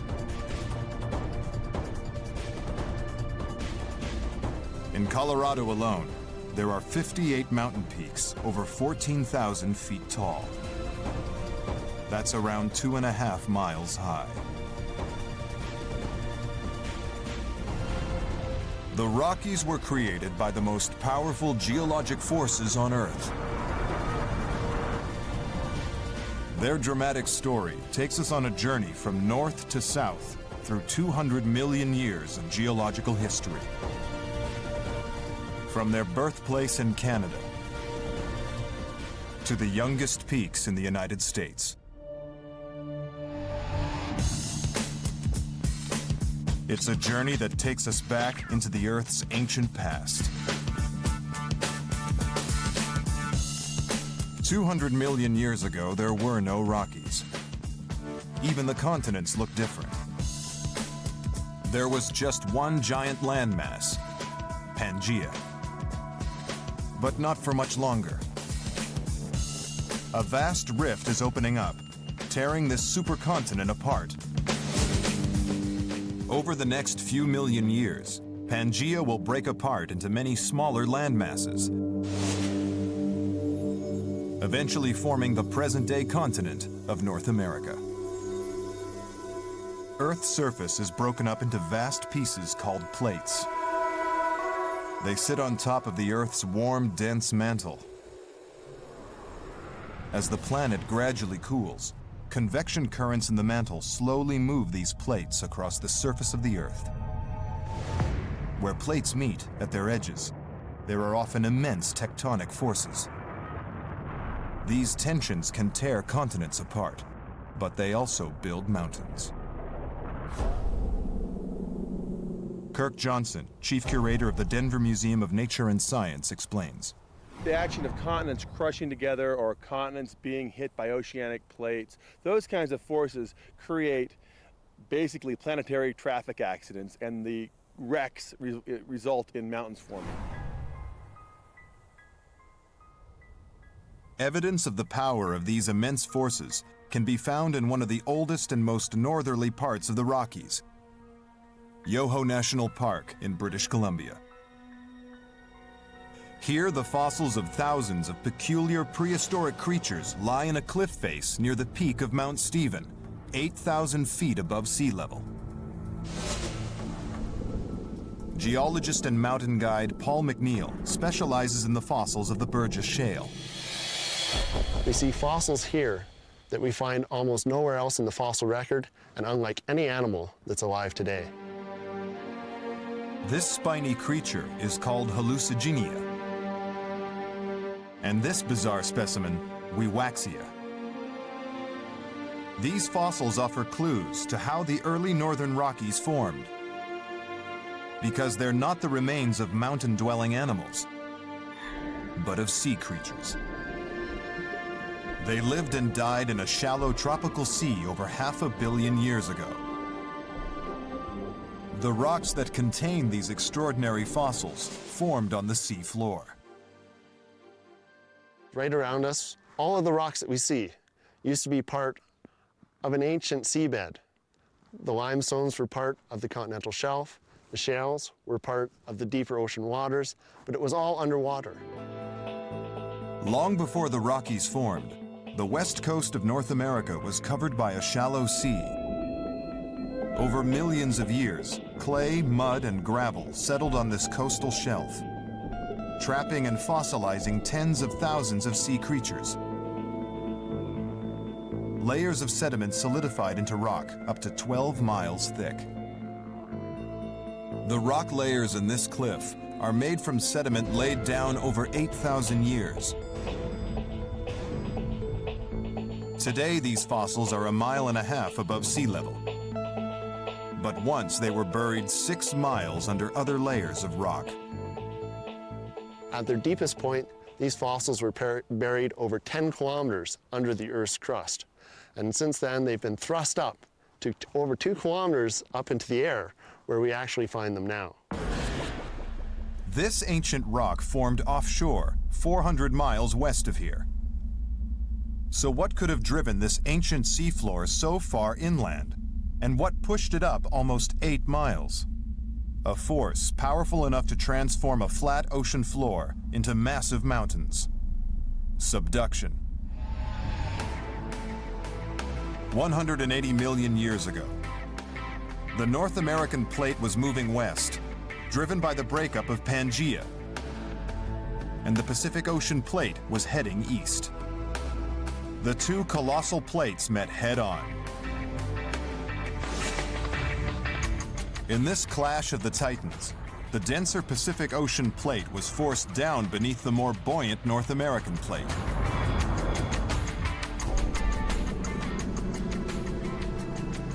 Professor John Geisman from the University of New Mexico demonstrates. What I'm going to do is simply tap on one of the sides, and I'm going to create an instability. Now we have oil starting to migrate, move its way over the top of the CD. Ah, voila, it's happening all by itself. I don't have to nudge it anymore. You see the oil moving its way across the CD like so, and the CD itself is going to begin to move like so into the oil, and the subduction process is completed. It's subducted into the interior of our planet, if you will. And it's a runaway process. You can't stop it.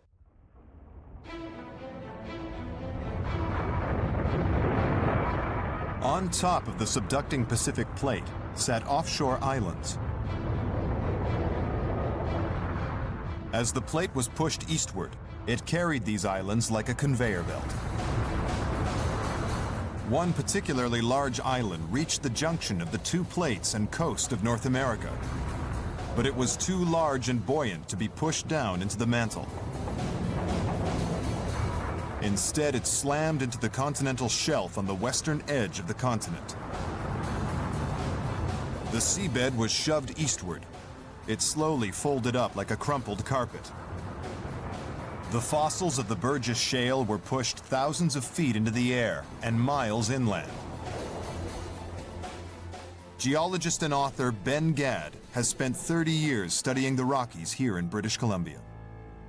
One way to imagine this whole pushing and shoving business is to do it on your hands. So you have the bony part of your hand, and then you have the skin over the top, right? So imagine that the bony part is the continental plate, and on top of that, you have all the sedimentary layers, right? That's the skin. So when the big push and shove comes, you have the skin being pushed along the bony layer, and as it gets pushed along, it wrinkles up. That's a good analogy for how the Rockies were formed. The older I get, the better this works for some reason. Over millions of years, the plate collision forced up the northern Rockies. When the force of this collision lost its power, the first wave of mountain building came to an end. But that's not the end of the story. 80 million years after the first block of land hit the coast, a second one slammed into its back. It bulldozed everything eastward and upward.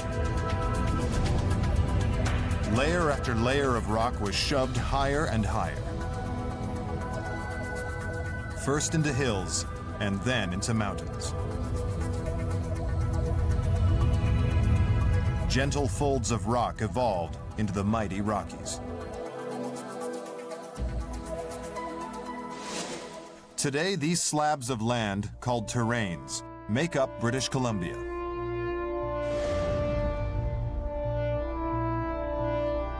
As they continued to rise, the Rockies were continually sculpted by the momentous force of the elements.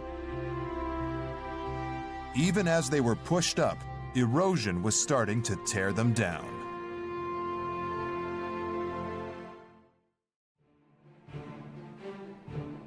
The Canadian Rockies. Jagged peaks, steep cliffs, and razor-sharp ridges, carved from the sedimentary rock of an ancient seabed. Despite being caught in a mighty plate collision, and thrust up into towering peaks. The layers of rock in these mountains still lie almost horizontally. This provides a clue about how they rose up. As the blocks of land drove into the coast of North America, slabs of sedimentary rock were pressurized and folded so much that they snapped.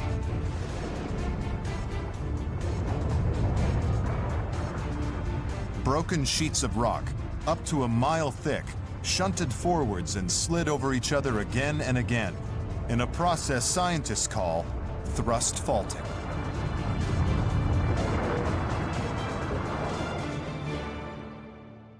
So the rock has actually been folded to the point where it can't be folded anymore.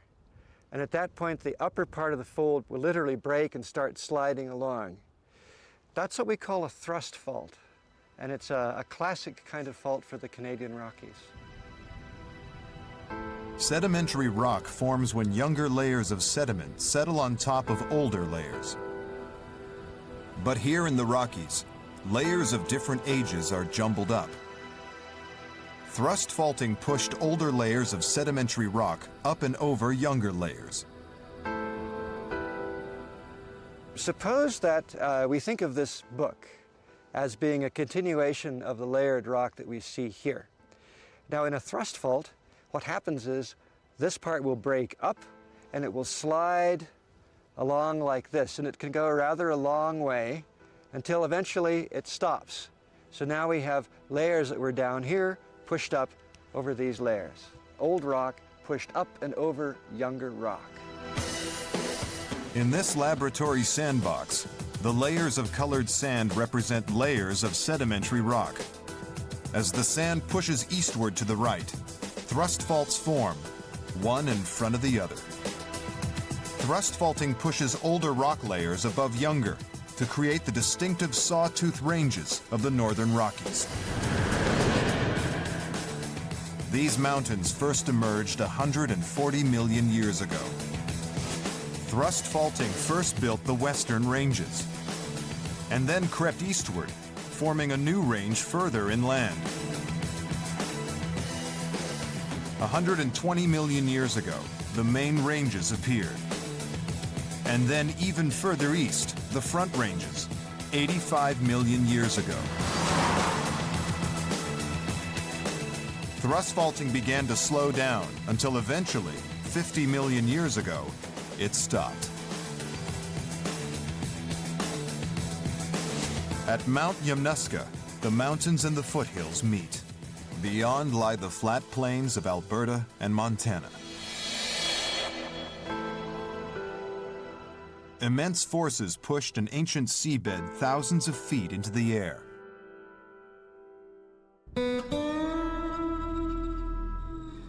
But a very different force sculpted it into these striking peaks. Erosion. Evidence of erosion's power is strewn all over the mountainside.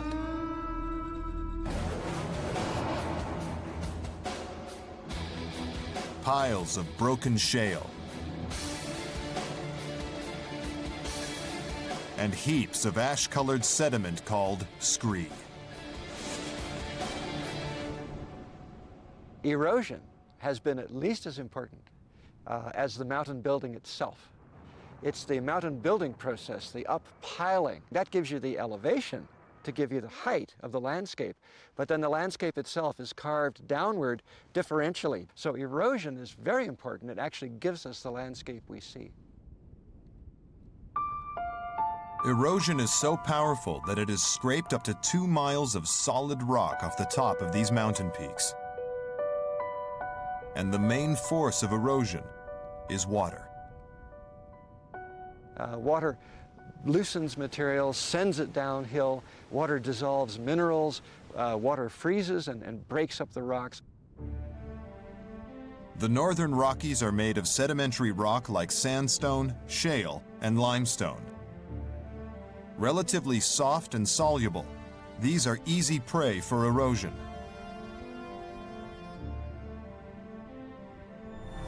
And here in Canada, water's erosive power takes on a new dimension.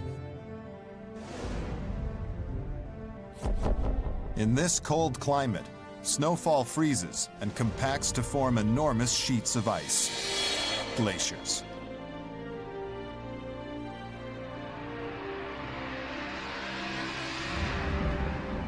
The glaciers here creep forward at 50 feet per year.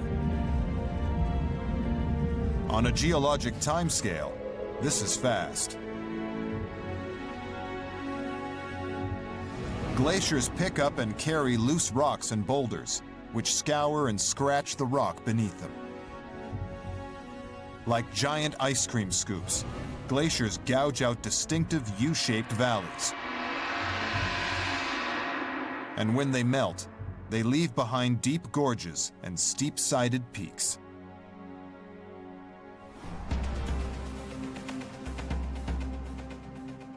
Erosion has worn down these rocks over millions of years. But the Rockies are fighting back. While erosion attacks their summits, deep below ground, the mountains are still growing. Look at the Rockies, and it's like seeing the tip of an iceberg. Mountains have roots, which can be 5 or 6 times deeper than their height. This mountain stands over 2 miles high, but its hidden root could extend 13 miles underground. These roots are the Rockies' secret defense against erosion. Structural geologist Carl Karlstrom from the University of New Mexico demonstrates using blocks of ice. The red and green ice layers represent the mountains above ground, and the white ice their roots below ground. Mountains are not static things. The Earth's surface is continually being reshaped by erosion, by rivers, by glaciers that tear the mountains down. So let's imagine I'm eroding the mountains now, and I'll just pull one of the blocks off. The overall surface has gone down. The continent has gotten thinner, its roots come up, and now this rock, which was deep in the Earth a minute ago, underneath the green layer, has come to the surface. That's called rock uplift. So I guess I'll erode off the pink layer too. We're back down to a continent without a major mountain belt, something like the eastern part of North America. When the heavy weight of the mountain is eroded away, the root rebounds upward. This process means that the Rockies are constantly topped up from beneath. In Canada, thrust faulting and erosion have shaped the mountains. But as we travel south, this distinctive landscape is about to change. Just south of the U.S. border in the state of Montana, a new rock appears among the Rockies: granite. This is the first clue that the mountains of the American Rockies are radically different.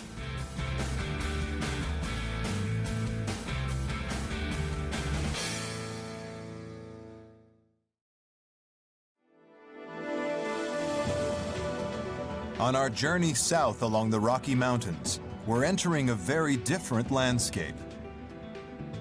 From Montana southward, the Rockies are made from ancient granite, 1.7 billion years old. Granite makes up much of the deepest part of the continental crust. That's why geologists call this rock the basement. The Canadian Rockies are built from sedimentary rocks piled up on top of the continental foundations. So why does granite suddenly appear here in the American Rockies?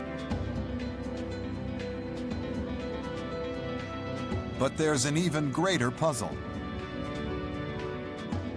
Mountains usually form close to plate boundaries, but the southern Rockies sit a long way from the plate margin.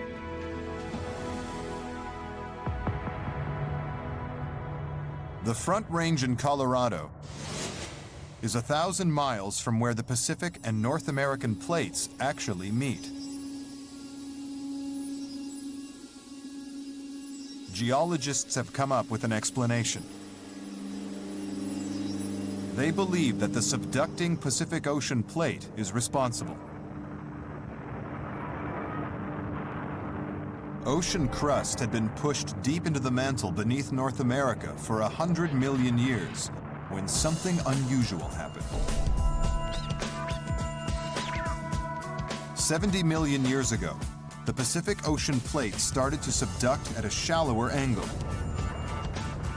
Instead of plummeting steeply, it sliced beneath North America horizontally. This change had dramatic consequences. The big oceanic plate in the Pacific didn't go deep down, it went in shallow like a spatula under a pizza. So something happened 68 million years ago over in California. That plate drives under North America, but instead of diving deeply, it comes in shallow, and 1,000 miles away from the coast, up from the ground, sprout the Rocky Mountains. For millions of years, the ocean plate scraped along the underside of North America. It created friction, breaking up the basement granite of the North American plate and punching it upward.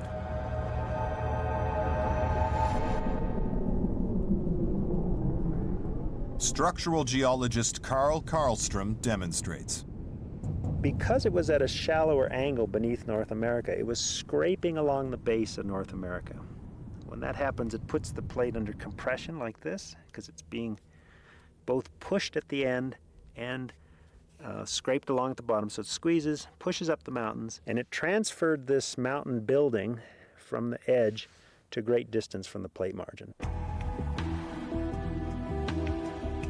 The shallow angle trajectory of the Pacific Ocean plate explains why these mountains formed so far inland.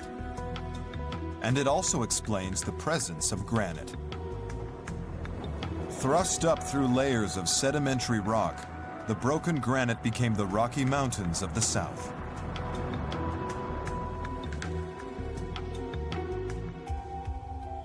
Red Rocks Park, Denver, Colorado. A landscape forged by granite uplift. Kirk Johnson demonstrates how these granite peaks punched up through the layers of red rock around them. I'm going to use my assistants, Veronica and Ian, to help me explain how the Rocky Mountains in Colorado formed. Imagine, if you will, that Veronica and Ian are composed of 1.7 billion-year-old metamorphic rocks, the basement rock of Colorado. Before the mountains grew, layers of sedimentary rock covered the granite. And then about 68 million years ago, the mountain where Ian is starts to break and lift up and move up. So you see the uplift forming. And what's happening is that layer of sediments being deformed and bent. And these are the flat irons at Red Rocks. As the mountain comes up, overlying sediments are eroded off and deposited into the adjacent basin. And eventually, Ian's granitic back is exposed as the core of the Rocky Mountains. Veronica remains deeply buried beneath Denver, still covered with deep sediments, and the sediments eroded off the uplifting Rocky Mountains. Johnson is investigating exactly when these events took place. He focuses on the Colorado Rockies Front Range, which runs 350 miles between North and South Colorado. Dating the Rockies requires real detective work. And like all detective work, you get clues by digging up dirt. Yeah, so it's sort of counterintuitive. To understand mountains, you don't look at the mountains necessarily, you look at the debris from those mountains. So just like a detective would go through a criminal's garbage can. The basin adjacent to the mountain range is sort of a garbage can of the adjacent mountains. The mountain goes up, it sheds all its garbage off to the side. In this case, sedimentary rock and fossils, volcanic ash beds, layers of lava. We can look at that garbage and reconstruct the chronology of the uplifting mountain range. Today, this debris forms layers of sediment 10,000 feet thick beneath the city of Denver. In their mission to date these massive peaks, Johnson and his colleagues search for the tiniest clues, like fossilized leaves and pollen.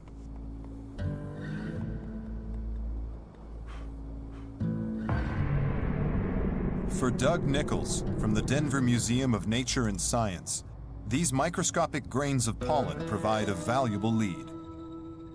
Pollen can be used to date the uplift of mountains because plants that were living at the time the mountains were coming up were shedding their pollen, which was becoming incorporated into sediment, which was being eroded from those same mountains. And I'm looking for the particular species of pollen that can tell me the age of the sample. Each sample of sediment can contain thousands of fossilized pollen particles. Nichols examines a single grain. Every plant genus has distinctive shaped pollen. So by identifying the species of plant and its age, Nichols can start to date the exact uplift of Colorado's Rockies. We pretty well understand that the uplift began 65 to 70 million years ago because we find distinctive kinds of pollen produced by plants that only lived 65 to 70 million years ago. Sometime during this 5 million year period, Colorado's Rockies began to rise. But geologists can narrow this window even further, thanks to one of the most catastrophic events in history.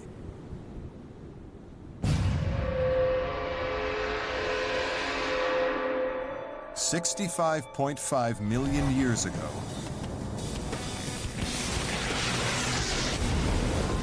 an asteroid smashed into the Earth.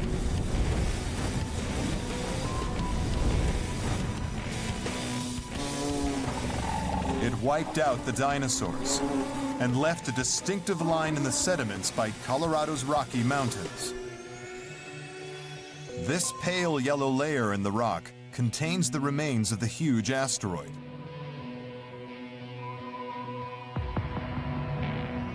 Because it's sandwiched between layers of debris that eroded off the Rockies, we know that the Rockies must have been up and eroding at the time of impact, 65.5 million years ago. Kirk Johnson specializes in dating fossilized leaves. He uses them to date the Rockies' birth even more precisely. Geologists know that 69 million years ago, Colorado was covered by a shallow sea. But Johnson's fossil leaves show that just a million years later, there were plants here. Johnson combines his findings with Nichols' pollen evidence to come up with a million-year window during which the Colorado Rockies must have emerged. And compared with the northern Rockies, these mountains grew up fast. We know that 69 million years ago, Colorado was covered by a shallow sea. We know that at 68 million years ago, the Rocky Mountains were up. So sometime in that 1 million period, 1 million years, the Rocky Mountains came up. It may have taken all the 1 million years. It may have happened in 200,000 years. We don't know that yet, but we're working on that particular question.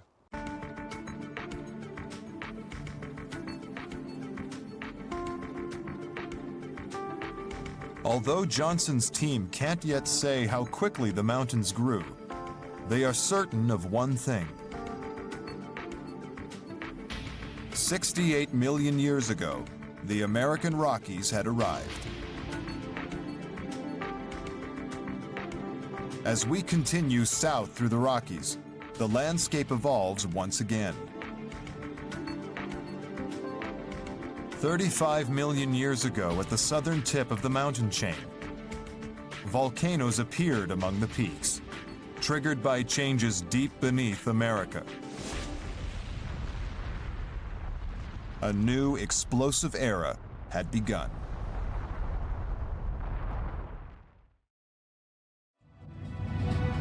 As we travel south 2,000 miles through the Rockies and forward through their 200 million year history, we reach Albuquerque, New Mexico. Here, a dramatic change deep beneath America triggered the most explosive phase in the evolution of the Rockies.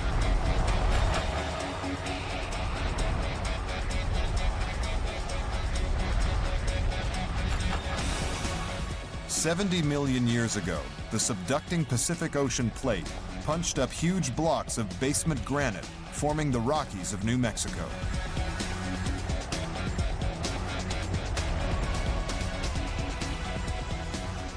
"35 million years later, the Pacific Ocean plate began to peel away from the underside of the North American continent.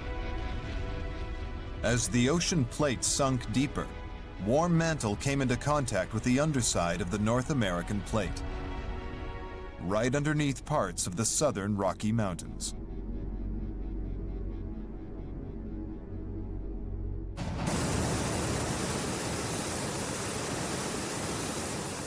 Just as the burner on a hot air balloon makes the air less dense, causing the balloon to float upward through the cooler air around it, so warm, buoyant mantle rose up through the cooler, denser mantle beneath the mountains.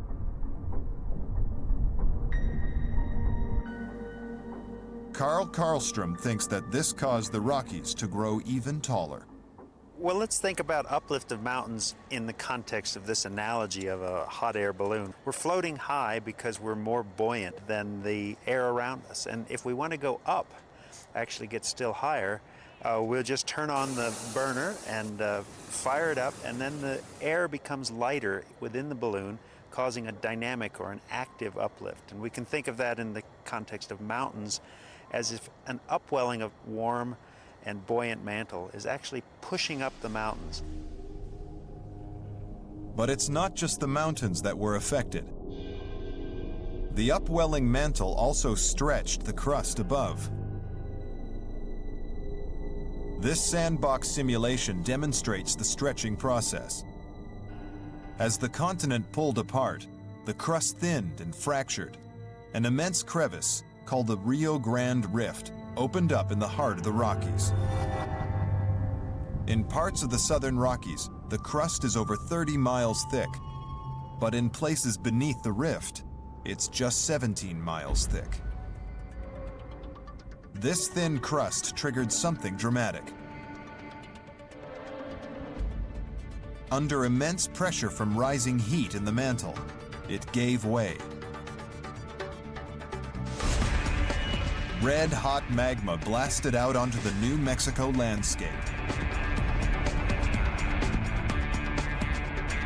And volcanoes punctured the Rio Grande Rift.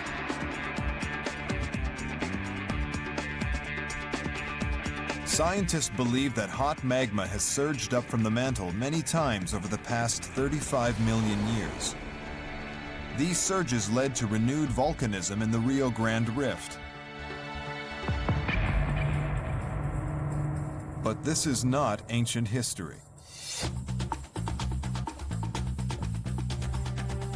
The last eruption, just 1,500 years ago, flooded New Mexico with a river of molten lava 44 miles long. Could such recent eruptions mean that hot magma is ballooning beneath Earth's surface today? Could the Rockies of New Mexico still be on the rise? Laura Crossi, a geologist at the University of New Mexico, is on a mission to find out. Working with Carl Karlstrom, Crossi is focusing on a fault where the Rio Grande Rift meets the Rockies. Here, hot springs bubble up to the surface from deep below. Gases in the water can provide a clue to the activity in the mantle. This point along this fault is a place where these fluids are finding their way to the surface because of the extension, the tectonic activity. We're able to come here and have a window into that deep, deep world, all the way to the mantle. Beneath Earth's surface, gases are under immense pressure and dissolve in water. When they reach the surface, they escape as bubbles. Analyzing samples of the gas bubbles, Crossi discovers carbon dioxide and traces of helium-3. Carbon dioxide and helium-3 are both byproducts of activity in the mantle. Their presence indicates that deep beneath the surface, rock in the mantle is melting and on the move. Like a rising hot air balloon, hot, buoyant magma is slowly surging up beneath both the rift and the Rockies. This is evidence that here in New Mexico, the Rocky Mountains are far from dead. they could still be growing, thrust higher by rising mantle. Karlstrom believes that in the future, there will be a wider rift and taller, more spectacular Rockies. I think portions of the Rocky Mountains are going up dynamically, and that they are getting higher, and the Rockies are getting higher, and certainly in the million-year time frame, we will have more interesting, higher, and more rugged mountains, I would predict. Having investigated their past, geologists are now looking to their future, and it's bleak. The Rockies are doomed, and North America's destiny hangs in the balance.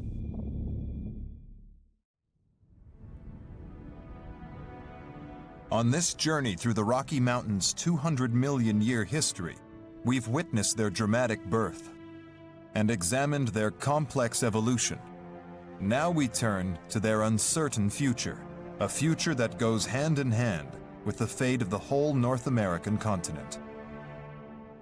This is the Columbia Icefield in Alberta, Canada, where geologists are already seeing how the mountains are changing. Within 100 years, it could look something like this. Human activity is altering the course of geological history. Increasing global temperatures are taking their toll on the mountain's glaciers. They're melting. Brian Luckman from the University of Western Ontario wants to know how fast. During the winter, glaciers grow. An advancing glacier pushes a pile of eroded rubble ahead of itself, called a moraine. When the glacier shrinks back in summer, it leaves behind this pile of debris in its wake.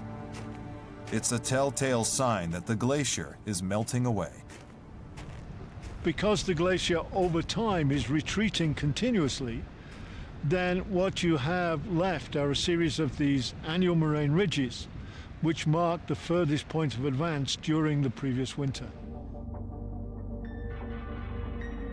Luckman walks between the moraines, using GPS to map the distance between each one.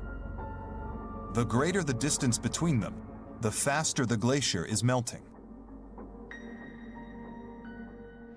Glaciers are one of the most effective ways to demonstrate to people that the climate is changing. You've only got to come here twice or look at some of the older photographs to realize something radically is changing. These two photographs of the 3.5-mile-long Athabasca Glacier show how far it has retreated over the past 30 years. And these photos of the Grinnell Glacier in Montana show that America's glaciers are disappearing as well.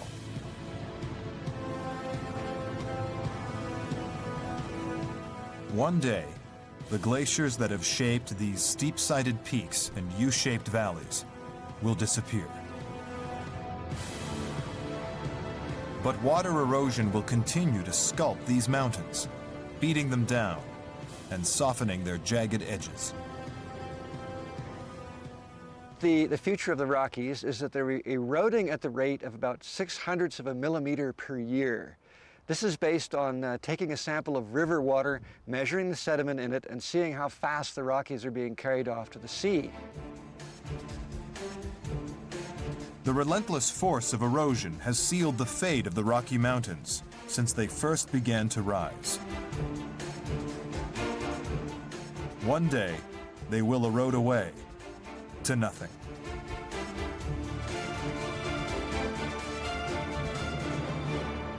The Rockies that we see today, the beautiful mountains, why tourists come here, why it's just one of the most dramatic places on the earth, they're eroding away. And so if we look at all the rivers draining off of them, they're full of silt and sand, and that is our Rockies slowly bleeding to death.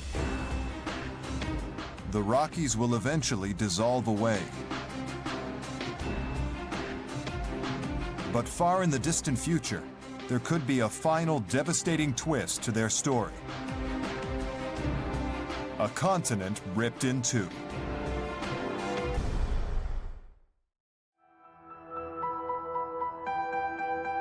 The The future of the Rocky Mountains is inevitable. Thanks to the relentless force of erosion, they will one day disappear.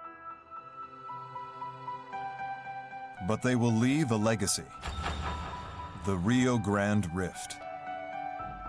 A great tear in the Earth's crust that could one day split North America in two. Geologist Mizumi Roy and her colleague Nicholas George, both from the University of New Mexico, are taking part in an ambitious 5-year project. Its aim? To monitor the widening of the Rio Grande Rift. The team is setting up GPS stations along the length of the rift, like this one in remote New Mexico, 3 hours from Albuquerque.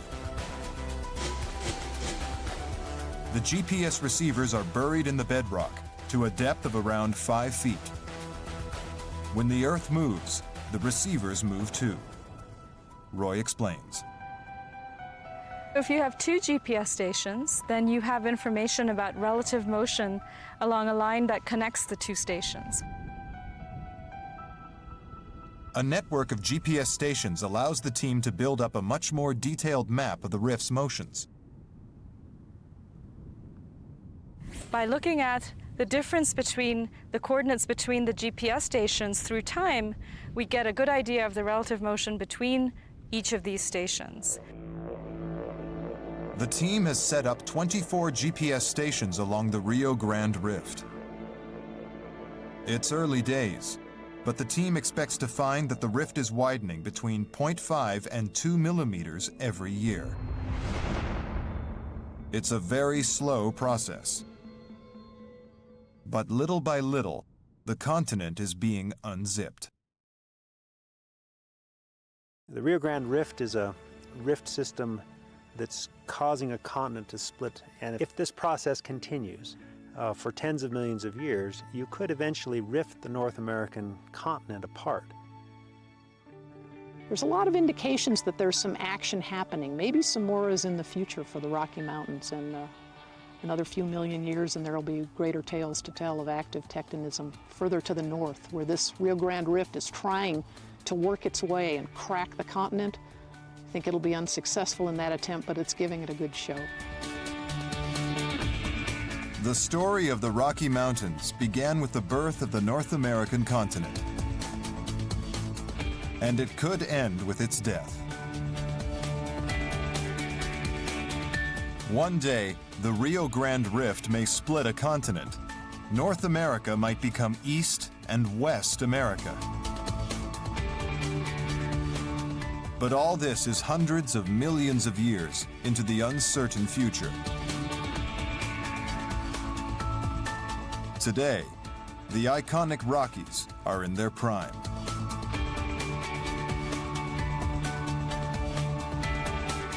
The mountains that divide a continent unite us all in admiration. Dramatic and resilient, they will remain the backbone of North America for millions of years to come.